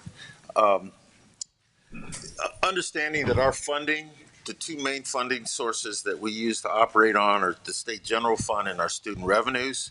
I would make the observation that while there are some challenges with the enrollment in a couple of places, I think we're trending in the right direction at a couple others. SUNO continues to be a challenge, but I think you see from the action on the agenda today that they are finding ways to address that. SUSLA has had a strong spring, and Chancellor Gant tells me it's the largest graduating class they've had. That's good news. The tougher news is how do you replace those students to help with our budget. SUBR, remarkable achievement by this campus in addressing the number of unpaid students we've had in past semesters. It's not completely where it needs to be, but it's had a remarkable impact moving forward. From retention from first semester to second semester, I think you're seeing the trend in the right direction there, all of which falls to the bottom line in our fiscal health, in addition to meeting our mission and providing education for new students. Fall projections for the flagship are promising, although it's very early to make some assessment. We have a lot of feedback from the students that we have admitted that shows that we'll beat our targets there, and also our retention from first year to second year are trending in the right direction. You'll hear from Chancellor Washington, his assessment of the enrollment there. I think that's moving in the right direction, and that is arriving at a sustainable number of students moving forward. The ag school, I think the challenges we're facing with federal funding are there. but they're doing remarkable work with capital projects, advocacy in the legislature, et cetera. Looking at the bigger picture, what are the threats that we don't necessarily have the control of? Obviously, you've heard about some of the grants that have been canceled. The threats are ongoing. The bigger threats are in the action in Congress, what they do there. There are a number of aspects of what they do there that, while not specifically targeted us, can affect us. If there's a reduction in Pell money that's available, since a significant portion, more than half of our students in almost every event are Pell eligible, any reduction in that funding presents a challenge. We have the threat of student loan reductions and more of our sharing of universities sharing the risk of non-payment. That's a threat to us. Uncertainty on continued Title III support, which all of our campuses use to support a number of activities. Other things like that are not specifically targeted HBCUs, like TRIO programs, because they're all over the country, but we have significant TRIO programs on all of our campuses. So we're monitoring that, but it's a real threat. With the general fund, we've tried to with the state of Louisiana, we're trying to be very diligent in our advocacy. You'll hear from the legislative team, our government relations, and our outside consultant in a few minutes. But we're focusing on the $7 million in recurring funding that we have pretty firm commitments on, but I've learned my lesson that, that commitment can disappear the moment you turn your head. So we're talking with people every day. The other number two on that front is the dollars for SUNO, the $3 million. We're asking for an additional up to $1 million on that fund. That every time I talk to anybody in the legislature, those are the two things that I mention to them. We about 10 days ago, I asked each one of the chancellors to give us a realistic list of prospects for supplemental funding. If you ask anybody in higher education how much money they need, they always add 3 zeros to whoever you think is reasonable. I asked all of them to find $5 million worth of asks and have a list so that we can go to the stakeholders in New Orleans, the legislative folks in New Orleans, to approach their people for those pieces of funding, our Baton Rouge group to sort of identify dollars that we can have in Shreveport. So we have realistic numbers and specific items that we need, we can point to, so as negotiations move forward, we can get those plugged in as one-time money for the coming year. What are the biggest threats to our fiscal good standing? We have to be creating reserves. I think each of our campuses have on the horizon accreditation, and if we don't keep our asset balance appropriate, it's a threat to accreditation. I think we're making progress in most areas, but that's the threat. And in June, we'll be having the budget hearings with the committee here of this Board of Supervisors on finance, and we'll be giving you pretty deep dive information on that. The other threat that's out there is the athletic deficits, and the chairman and I are committed to meeting and figuring out a way forward there. And I think the other challenge that we have to keep on top of is the enrollment challenges at SUNO. I had a bit about infrastructure, but you've heard from Ken Dawson, so I won't belabor that other than to say Ken and his team do remarkable work. And the fact that all these projects are continuing through the process is a direct result of his diligence in making sure when money gets appropriated, We do what's necessary with that money, and that's how it proceeds through the state process. It's a real strength of our system to have his leadership and his guidance there moving forward. Um, Student outcomes. In all candor, I would tell this board we have not made the progress on student outcomes that we need. I would say the major challenge on that front is driving home the message all the way down through the organization. They understand that we, every campus, from the people who mow the grass to the president of the system, has to understand that every student is valuable and we have to do what we can to get them through this process.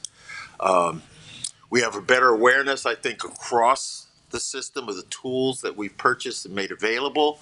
I think our academic affairs departments are making great progress in driving that down through the academic units. So I think you will see significant progress over the next year or so on that front. We've put the Jaguar Success Academy, it's one of my initiatives, on hold this year, quite frankly, for two reasons. Number one, haven't found a revenue stream to support it. We think we can get some federal dollars, hopefully, and direct. If enrollment goes up, we'll have some money to free up. But more importantly, number two, we need to do a reset because it wasn't as effective as what I thought it could be, as it should be, and we need to do a reassessment moving forward. Lastly, I'd mention, I'm perfectly willing to take some questions.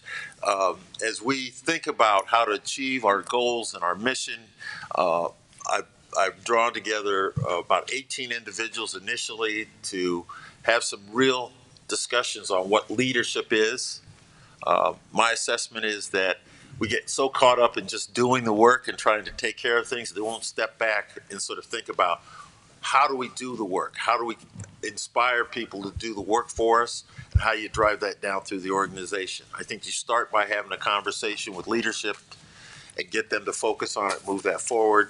We'll have a day-long retreat with those 18 people in about 2 weeks. I gave them some homework, a book to read, and we're looking forward to that being the foundation to build on that moving forward.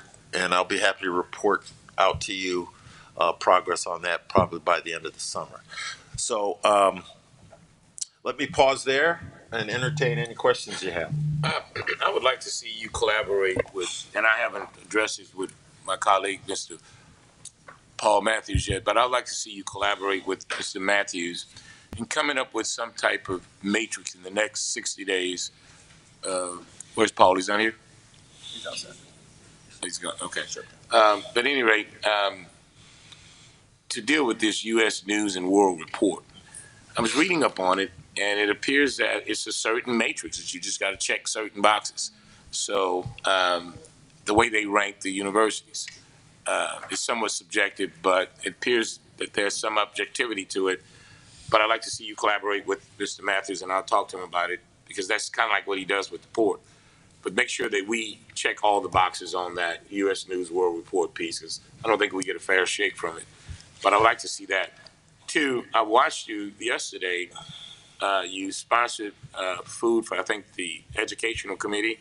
And through Mr. Upshaw, I watched Cedric Upshaw, and Reggie brought this to my attention, how he meandered through that legislature and worked a whole bunch of those folks. So I commend you and Cedric, the way that you, and Robin, the way that y'all are doing that, but mostly you, Mr. Upshaw, because I've watched you call their names and they all know you, and I think you're introducing them to the president. It was a good move yesterday for you to feed that committee, and all the members were in there meandering and touching base with Upshaw and the president.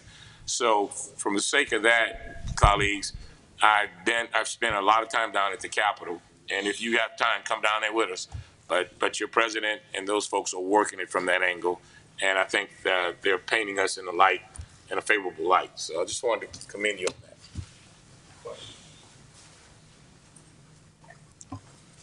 And pardon me if I missed it. Did you discuss the food service contract?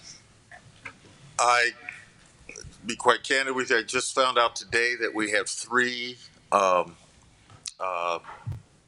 bidders, And what I would, the next step is for me to work through it and provide your committee those proposals so that we can have conversations about that before it shows up on the board agenda. Okay. Um, that's the plan. I think additionally, we have a faculty handbook coming up that we will be asking you to approve at the July meeting. It's my intention to put that in the hands of the Academic Affairs Committee. And I just learned in the last 2 days that it's complete and ready for review. I want to give that to your committee for your opportunity to review that so that it's not popping up on the board agenda ahead of time. If I may, about the U.S. News, I think there are some things that we can do. I think some of it's hard data, about 50, a little over 50% is just student outcomes. The other half of it, about 20% of it is reputation. I think we do have to have a strategy for reaching out to our peer HBCUs to get them to recognize the good work that we've done. And then I think strategically, internally, there's some things that we can do intentionally to improve those numbers. But the big item is improving our student outcomes, graduation rates, retention rates, et cetera.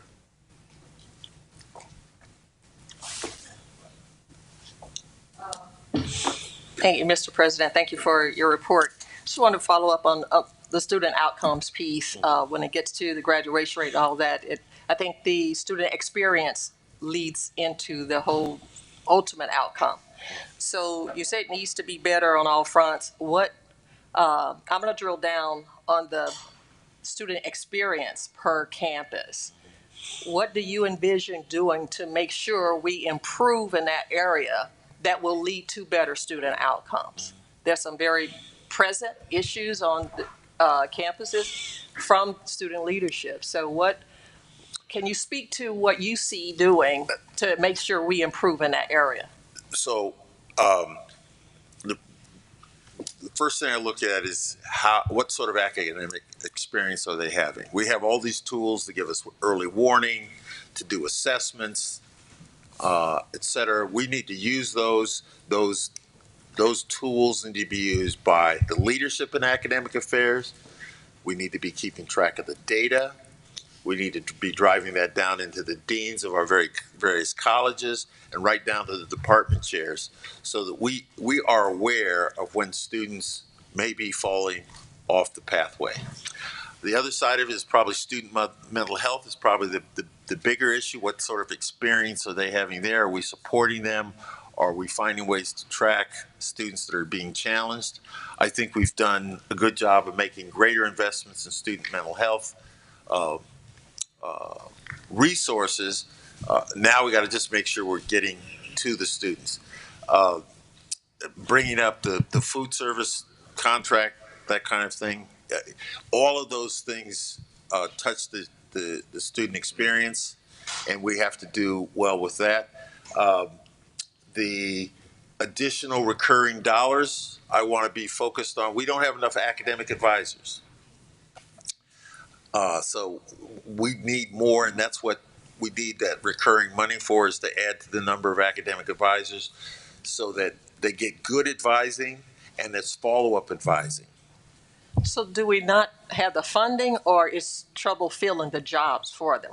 What is the barrier to filling those jobs? Fundamentally, it's funding, but I think once we have the funding, we gotta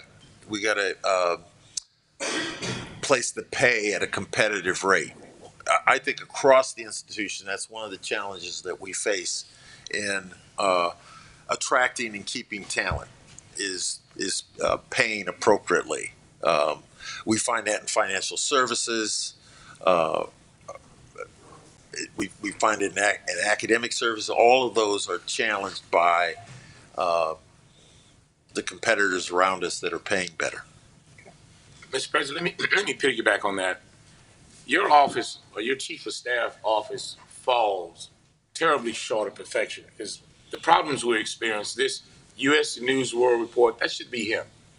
This issue with Suno bringing stuff at the last minute, that should be vetted through him.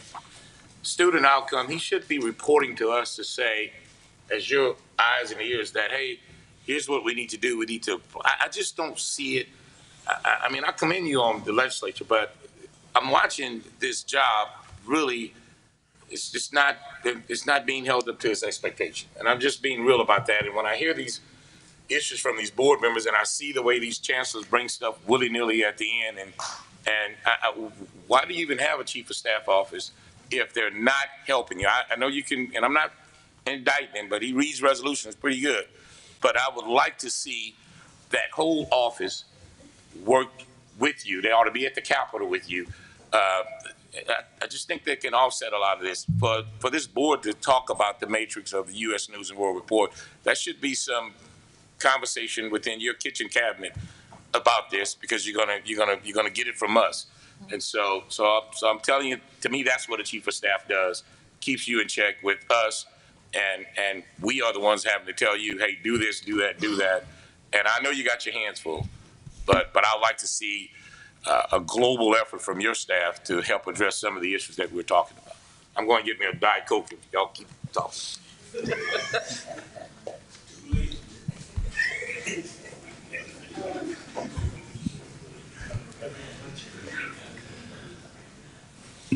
Okay. Any other questions?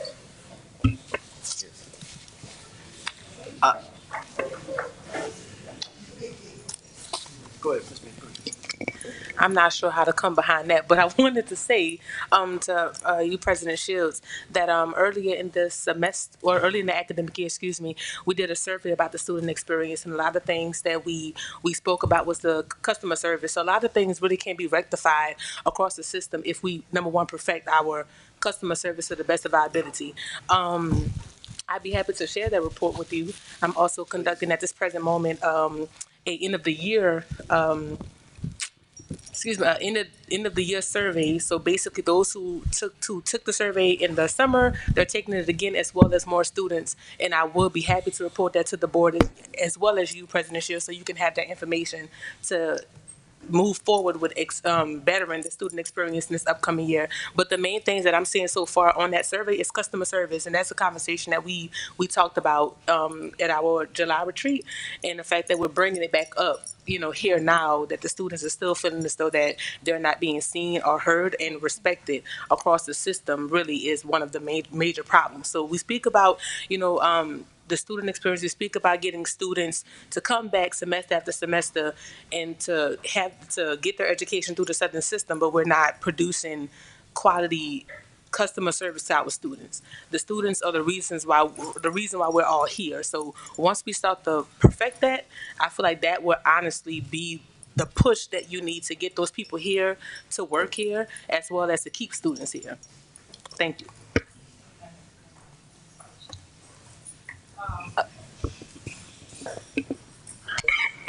Thank you for bringing that up, Ms. Bailey, because I have that same issue repeatedly. And we had a customer service total workshop here. That was before you came.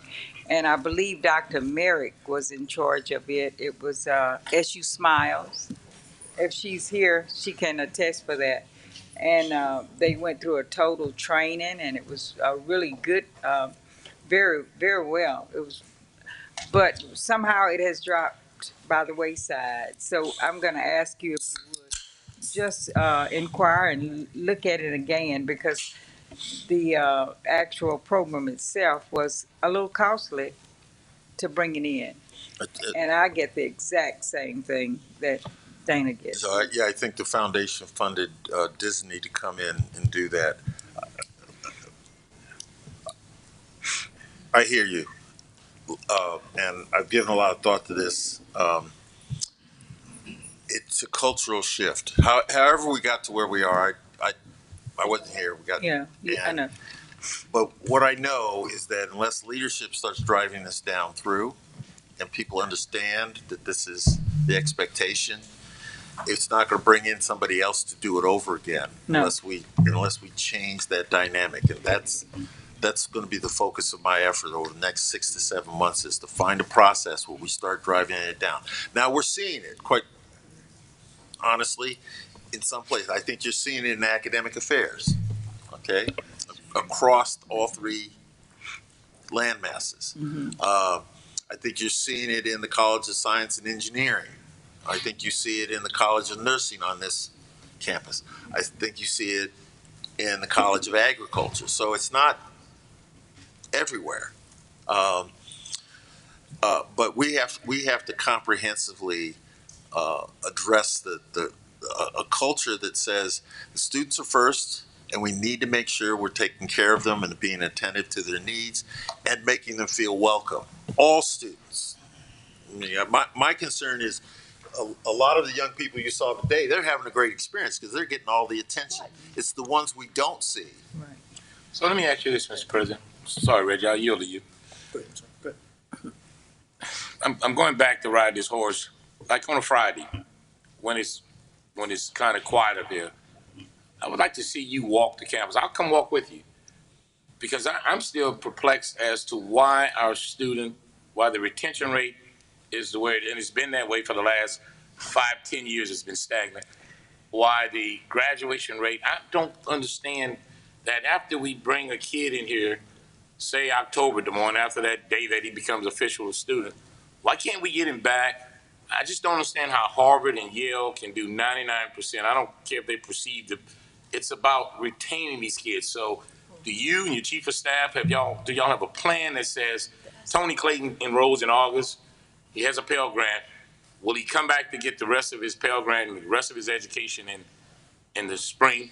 Or is it because your adjunct professors are flunking them out? Because are you promoting yourself as a professor and giving these kids D's and F's where they don't qualify to come back the next spring? Something that's just doesn't, there should be an easy fix to that. Am I making any sense with that, Quincy? Well, I wouldn't characterize it as an easy thing. I think what you're seeing is the tools that we have with EAB, the work that our academic affairs department is doing. We have people who understand this data, are driving it down through the deans and the department chairs. The failure is that we haven't been systematic about it, and those pieces are starting to be put in place. But it's also an attitude and a culture.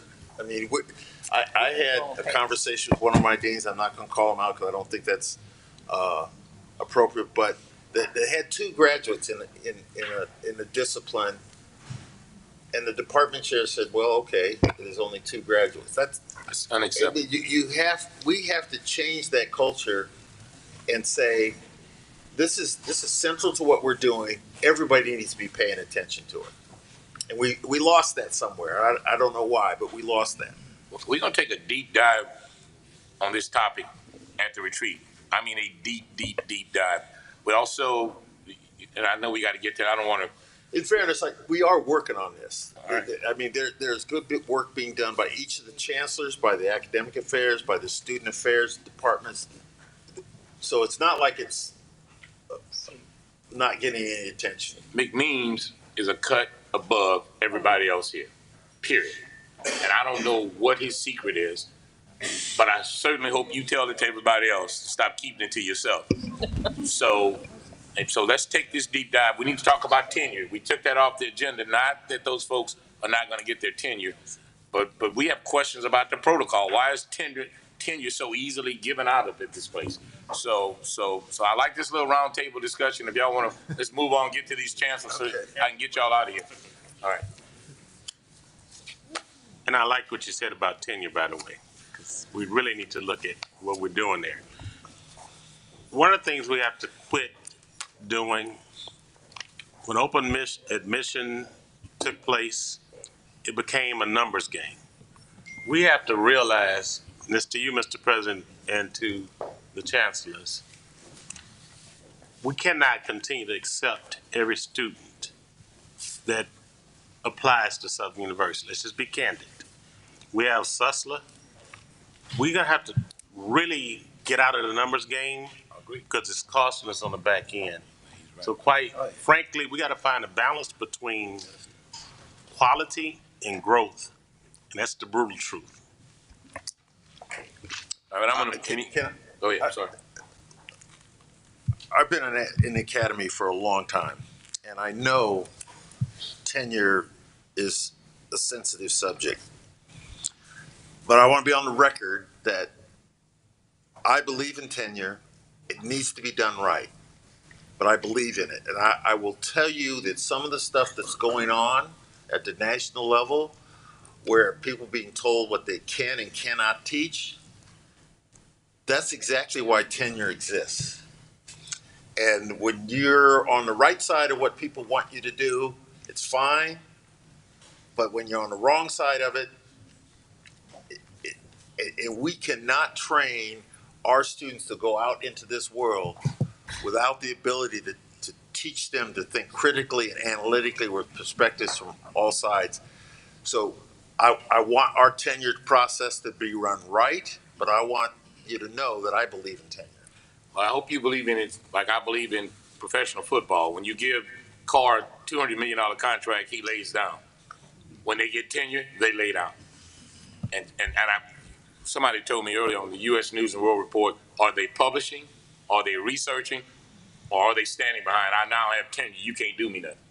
And so I want to take a deep dive into that, and I want to look at it. And I think we should. And I think you agree with me that I'm for it too, but not just giving it out like it's candy. But I want to move to Mr. Ammons, your report. Thank you, Mr. Chairman. Members of the board, President Shields, colleagues, first of all, I want to thank the board for your actions today, for your support. This program is going to be something that we're going to be very proud of, and I want to thank you all for that. I also want to, she isn't here, but I want to thank Dana for her leadership. Dana has made us very proud. She is a true leader and a true scholar, and we wish her well as she pursues graduate work.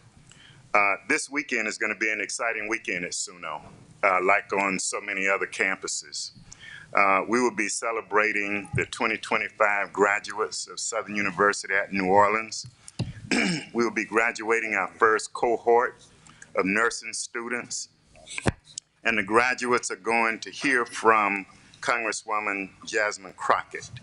Our commencement is Saturday, May 10th at 11 o'clock. I have had an opportunity to speak with President Lee from Tougaloo College.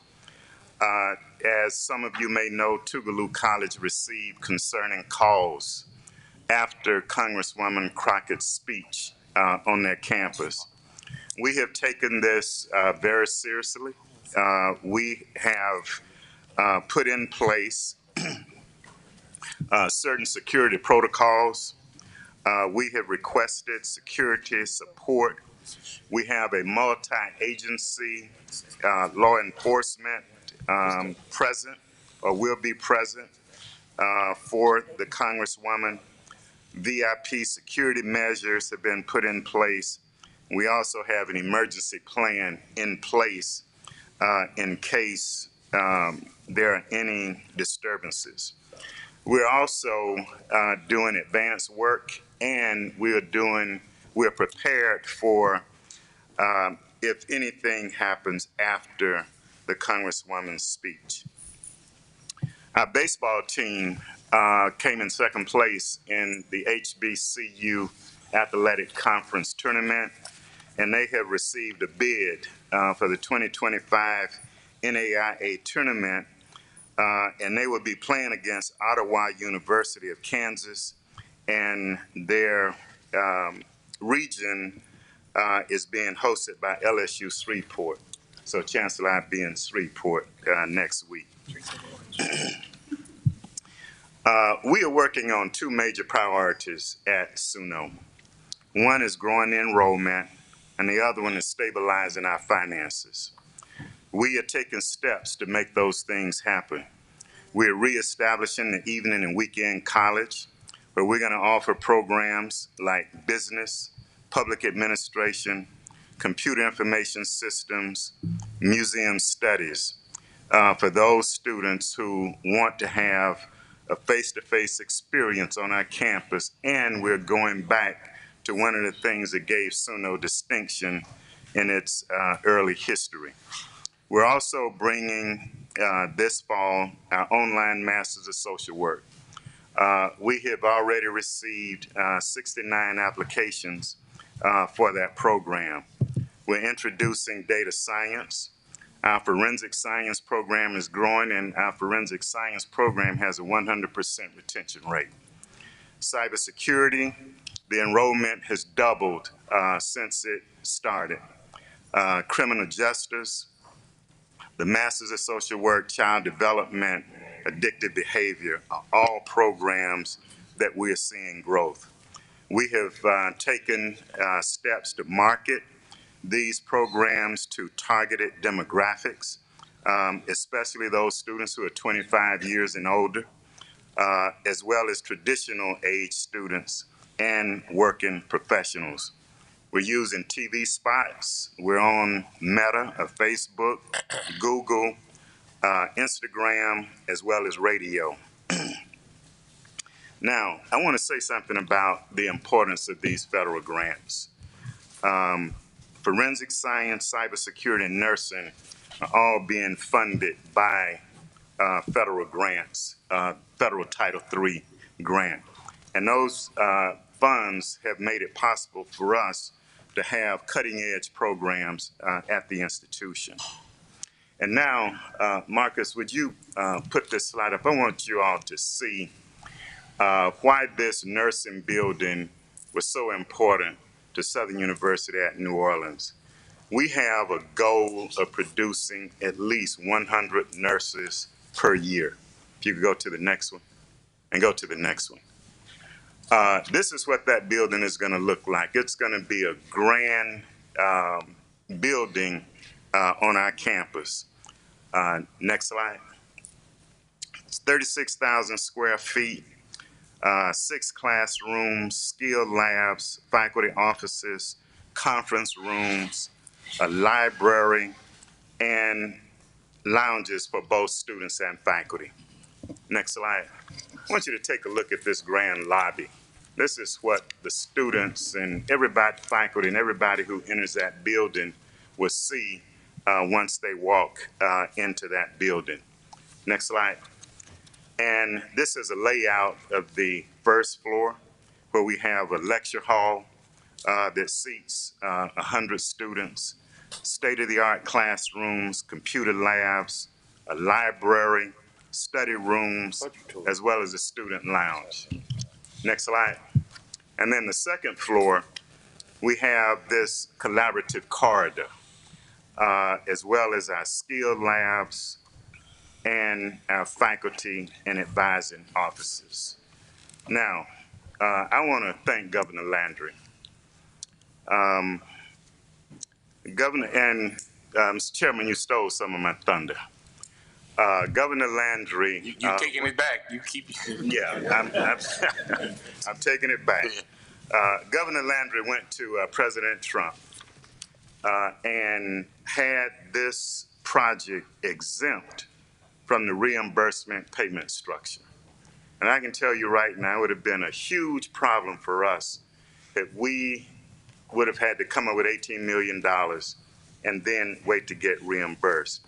I also want to thank Representative Ken Brass, who took my letter to the governor while they were headed to D.C. For the governor to talk about a plant that's going to open in Donaldsonville. And I also want to thank Vice Chair Abraham for reinforcing the message to the governor how important it was for this building to be on the campus of Southern University at New Orleans. And then lastly, I want to thank Supervisor Donna Ray Henry. His call ignited the plan that made this happen. And Reverend Henry, I want to say on behalf of the entire campus community how much we appreciate that call that I received from you and putting this plan into action. Mr. Chairman, that completes my report. Sound like you want to name it the Donald Ray School of Nursing. Madam Chancellor, Shreveport. excuse me, before the chancellor starts, I'm gonna have to leave. We have our pinning ceremony for our first cohort. Get out of here. And I want to get there. Y'all be careful. Drive safe. Thank you. Madam Gatt? Yes, sir, Chairman Clayton, Vice Chair Abraham, President Shields, and members of this honorable board. At Southern University at Shreveport, we are at the plan where we are planning to kick off our strategic plan and the implementation process. The Reimagine SUSLA 2030 strategic plan represents a bold and ambitious vision that addresses the evolving needs of our students and the communities we serve. While we stand on proud foundations built by generations of dedicated faculty, staff, and alumni, we also are facing pressing challenges that compels us to break tradition and embrace an innovative and future-focused approach. The plan compiles of SACS, COC, accreditation standards. It integrated the mandated initiatives such as the Louisiana Board of Regents Momentum Framework. It aligns with with President Shields' vision for the Southern University system, and it takes into consideration feedback from 3 forums held for the community, faculty, staff, and students at Southern University Shreveport. The realization of outcomes of this document will position us to increase student performance outcomes. Currently, our fall-to-fall retention rate of full-time students stands at 16%, behind our comparison groups of institutions based on IPEDS data. Our graduation rate for full-time and first-degree seeking students completed in normal time is 2% compared to 13% at our comparison institutions. Furthermore, our graduation rate for full-time, first-time degree-seeking students completing 200% 4-year of their normal lag time is 17% among our comparison groups. Data shows that we have work to do at Southern University at Shreveport. The strategic plan cannot become a shelf item and a document that we just sit on the shelf. So therefore, we will have champions and councils who will be tasked with doing the work in order to move the needle as it relates to student outcomes. I want to thank this board for approving our strategic plan in the February board meeting. We are transitioning at this time for a kickoff and implementation phases of the strategic plan. This summer, we plan to conduct a best practice learning tour of peer institutions who are actually moving the needle, and they are doing great work as it relates to outcomes. So the plan is to work with the administration, a few of the deans, department chairs. We will have an off-site retreat in order to take a look at some of these best practices after we travel to some of the campuses that are really doing the work. Full implementation will be this fall at the Faculty and Staff Institute, which is held in August each year. We have a tentative plan schedule where we will be off-site at Live Conference Center. As we grow our partnership with Live, we hope to also advance our curriculum offerings that we're providing for training to support the hiring demands at the new Live Casino. Our institution effectiveness team is really working, those co-chairs, they're working diligently to launch our plans, and we're in the planning stages right now. I would like to speak a little bit about SUSLA's enrollment. President Shields mentioned it briefly, but spring 2025 total enrollment headcount is 2,707 students, including 880 dual enrollment students.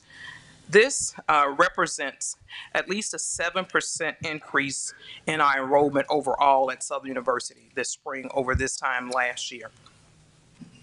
SUSLA has an increase in tuition and fees revenue from fiscal year 23-24 to fiscal year 24-25. The increase in revenue is 9.2%. Is primarily due to the number, the increase in enrollment and the number of students that we have this year. With our dual enrollment students, a 9.4% increase in FTEs. To date, our advancement department, our SUSLA advancement team have raised over $300,000. In various formal and informal settings, over the past year, many of you have heard me speak about Sussler's opportunities and some solutions to some of the challenges we have at our institution. However, the current political climate exposes Sussler to economic vulnerabilities that may potentially hinder the progress. Although we worked on a strategic plan, but we are mindful of policy changes at both the federal and state level have direct impact on our enrollment. The proposed discretionary budget for the upcoming federal fiscal year eliminates TRIO programs. Sussler has 8 TRIO programs that employ 26 staff members. At this point, we've gotten word that possibly at the end of August that our individuals in one of our programs, we have 4 individuals who may be impacted by some of the cuts or the proposed changes. The proposed changes to federal work-study programs, many of our students, 91% of our students are taking advantage of Pell Grants on campus. We are concerned about that. We also have a grant, which is the C Campus grant. It's a child care access means for parents in schools. Many of our students are taking advantage of child care assistant programs while they are enrolled at Southern University at Shreveport. Currently, we have 76 positions paid from Title III, strengthening HBCU programs. If the cuts that we're looking at, the proposed changes, that can impact 42 faculty members and 34 staff members. And that's over $2 million in salaries alone. That does not include fringe benefits. While I'm hoping for the best scenario, Sussler will be resilient and strategic in forming a path forward. We knew that there would possibly be some changes, and we really worked to make sure we pulled together a strategic plan to try to address those things. So doing these things, we're looking at streamlining the organizational structure and focusing on clarity, efficiency, and accountability while trying to improve overall performance and service. And I heard the comments as it relates to customer service, and we're definitely working on that at the institution. We're pinpointing areas of inefficiency, redundancy, and unnecessary layers of management. It is mission critical that once the hiring freeze is lifted, positions, vacancies are filled with qualified personnel. We'll be laser focused on increasing enrollment and pursuing entrepreneur opportunities. This year marks the largest graduating class. That's 5 of us. I mean, that's what these programs are for, but Yes. go ahead. I want to mention that we were asked to give a little bit more detail, and I'm going to wrap it up in just 2 minutes if you just let me say one thing about our commencement. We have one of the largest graduating classes this semester in over a decade, and I had a video to show, but I'll cut it short since we need to wrap it up pretty quickly.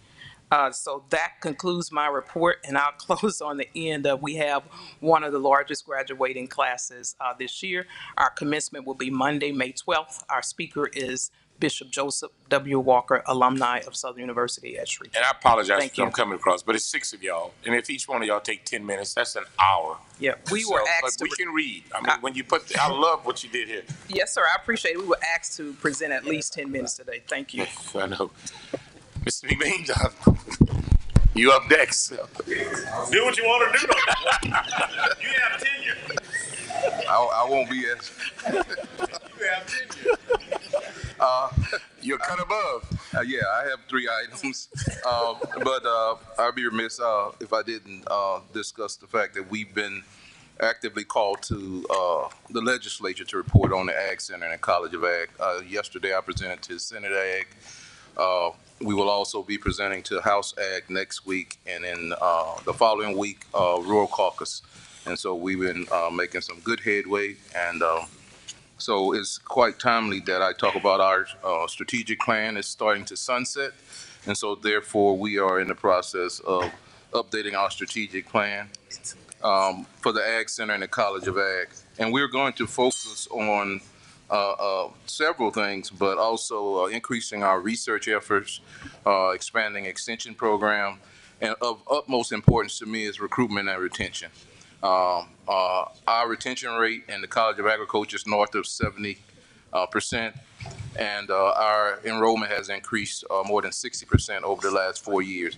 So we are moving in the right direction. So this summer we're going to have a retreat, and we're going to start on the strategic planning process. Chancellor Gant is going to be invited since they already have their strategic plan done, and we're going to ask her to speak at our retreat. Secondly, a number of you have called and texted me about the issues relevant to USDA budget cuts. The one that I am really worried about is our scholarships. It was $1 million. Congressman Field, along with others, are working on restoring that. It reduced from 1 million to 500,000. But thanks to Dr. Marshall and me being stingy, I guess I can say fiscally prudent, we're able to still provide those scholarships to the students that are currently en route to their complete their education. So we didn't lose any students over this, and there was no reduction in funding. I would say that Mr. Easley over in the foundation via Mr. Al Harrell has done a great job in pushing our efforts in fundraising and diversifying our funding portfolio via grants and via philanthropic giving. And lastly, I will be sending to the board a list of all of our summer programs. The three that I will definitely place emphasis on is Jadcation, Bayou, and the one that Dr. Whitfield helped me to bring to the campus, and that's the Hip Hop to Gen Z STEM camp.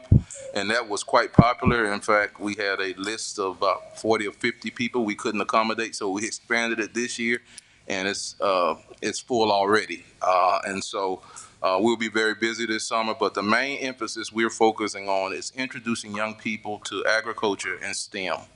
And we want to provide that gateway at an early age so they know that there are careers in the STEAM areas, and the A is for agriculture. And that concludes my report. Mr. Washington? Thank you, Chairman, members of the board, Mr. President, Mr. Chairman. We was told that you wanted a more comprehensive presentation, so we prepared that, but I'm going to cut mine short. But I do want to thank you for the opportunity to provide an update on recent developments at the Southern University Law Center. I'm pleased to report on our admissions process and our board exam outcomes, two areas that are central to our mission of preparing the next generation of legal professionals. For fall 2025, we experienced a slight increase in prospective student interest. A total of 1,092 students applied to the Law Center this semester compared to 909 applicants in fall 2024. That's a 20% increase. Our reach continues to expand beyond Louisiana borders. Of the 1,092 applicants, 674 were from Louisiana. Were from out of state, and 419 were from Louisiana, reflecting the growing national profile of our law school. Most of our out-of-state applicants come from Texas, followed by Florida, Georgia, and 10 other states. We also saw a notable improvement in bar exam performance for first-time takers of the February, the most recent Louisiana bar exam. The passage rate rose to 50%, up from 42% in February 2024. Likewise, for the July 2024 exam, the first-time bar passage rate increased to 61%, up from 51% in July 2023. Now, the board passage rate for all takers on the February 2025 Louisiana bar exam, and this includes our former students who have taken the bar multiple times, was 44% in February. And of course, we are working on trying to improve that. Our common law students, they took bar exams in several jurisdictions, and we're waiting on those results from those jurisdictions because that's going to be important to determine what our ultimate bar passage rate was for the American Bar Association. We are actively implementing a comprehensive student-centered strategy to improve bar passage outcomes. This plan focuses on academic rigor, mental health, and individualized student support. And some of the key components of that plan include surveying students who failed the bar to gather data on their preparation, study habits, and perceived challenges. We've done that in the past, and now we're going to also conduct a separate survey for students who pass to identify effective strategies and resources that they utilize. And we're going to provide additional resources to students retaking the bar exam. We have hundreds of our graduates who have not passed the bar. And the further they get away from graduation, the harder it has become for them to prepare for the bar. They have jobs, they have families. Some of them don't have the resources to pay for commercial bar prep courses. And so we're going to provide them access to free videos and resources. And the challenge has been getting them to take advantage of it. We invited 80 students to participate in our bar prep program, and we got 10 this last time, and most of them passed the bar.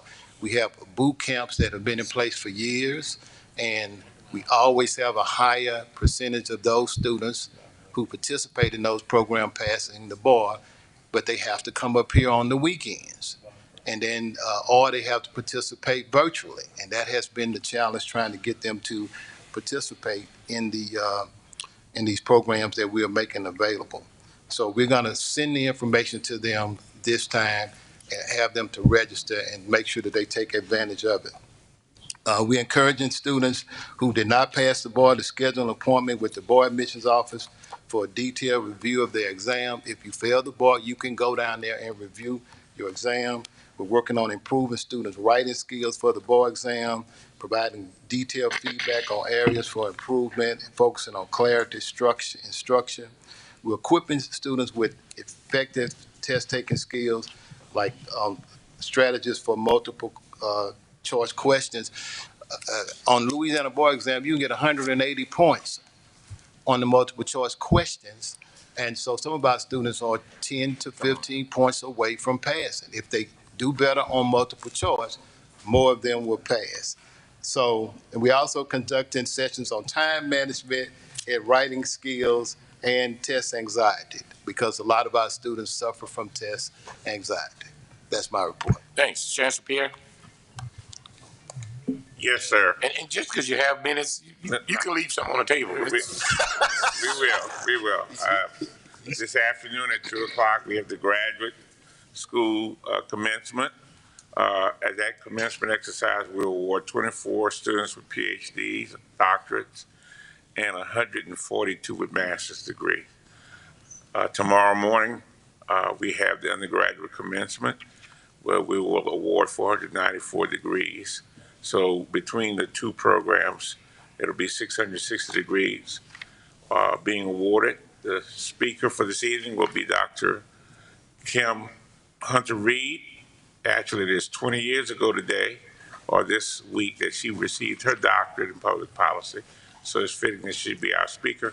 And tomorrow's speaker will be Dr. Nadja West, a retired three-star general, who is the highest ranking female ever to graduate from West Point. She was the Surgeon General of the Army, the first African American to be the Surgeon General, female to be the first Surgeon General of the Army. You heard President Shields talk about some things I just highlighted. We are trending positively towards more students coming in the fall and freshmen. We actually have 1,300 that have already secured housing, so we are close to running out of space. Our fall to spring retention was 87%. We'll know what the full amount is by June 15th. That's trending positively, and I think we have great days ahead. There's one new academic program that we anticipate pushing forward to the Board of Regents, and that is the Bachelor of Fine Arts in Arts Leadership and Performance. And there are a number of different what we call industry-based certification programs that we're pursuing, as well as what we call economic development projects, for example, like the advanced manufacturing project that we'll be talking to ExxonMobil about in the next week or so. So that kind of highlights what we've been doing, and we appreciate the governor hosting our School of Nursing for the reception that he held at the governor's mansion. That concludes my report. Anything, Mr. Dixon? No, sir. Thanks. Mr. Upshaw, can you come up and give us a legislative report? You're a great alumni director, Mr. Dixon. One of the best. You read well. Good Maybe you could be a chancellor one day. Good morning, Mr. Chairman, Mr. Vice Chairman, Mr. President. I know the day has been long. There are three things I want to point to your attention. HB 1 and the supplemental bill are both going to be heard in the House Appropriations meeting Monday, and it should be on the floor by Wednesday. You've heard from Ken Dawson about HB 2. That's going to be heard on Monday in Ways and Means. The other issue that is going to be something I think is going to be positive for us if it passes is the sports betting bill. It should generate some funds for all of the football programs in the state of Louisiana. I won't say what the amount is because it's still in the initial stages. So those are the bills that we're tracking. We're watching and monitoring very closely. You've heard the president talk about the additional $7 million and the $3.5 million for SUNO, as well as $500,000 that we need for moving expenses as these new buildings come on. So with that, if you have any other questions, I'll be glad to answer. No questions. Any other business? I'll entertain a motion to adjourn. Moved by Madam Zell, second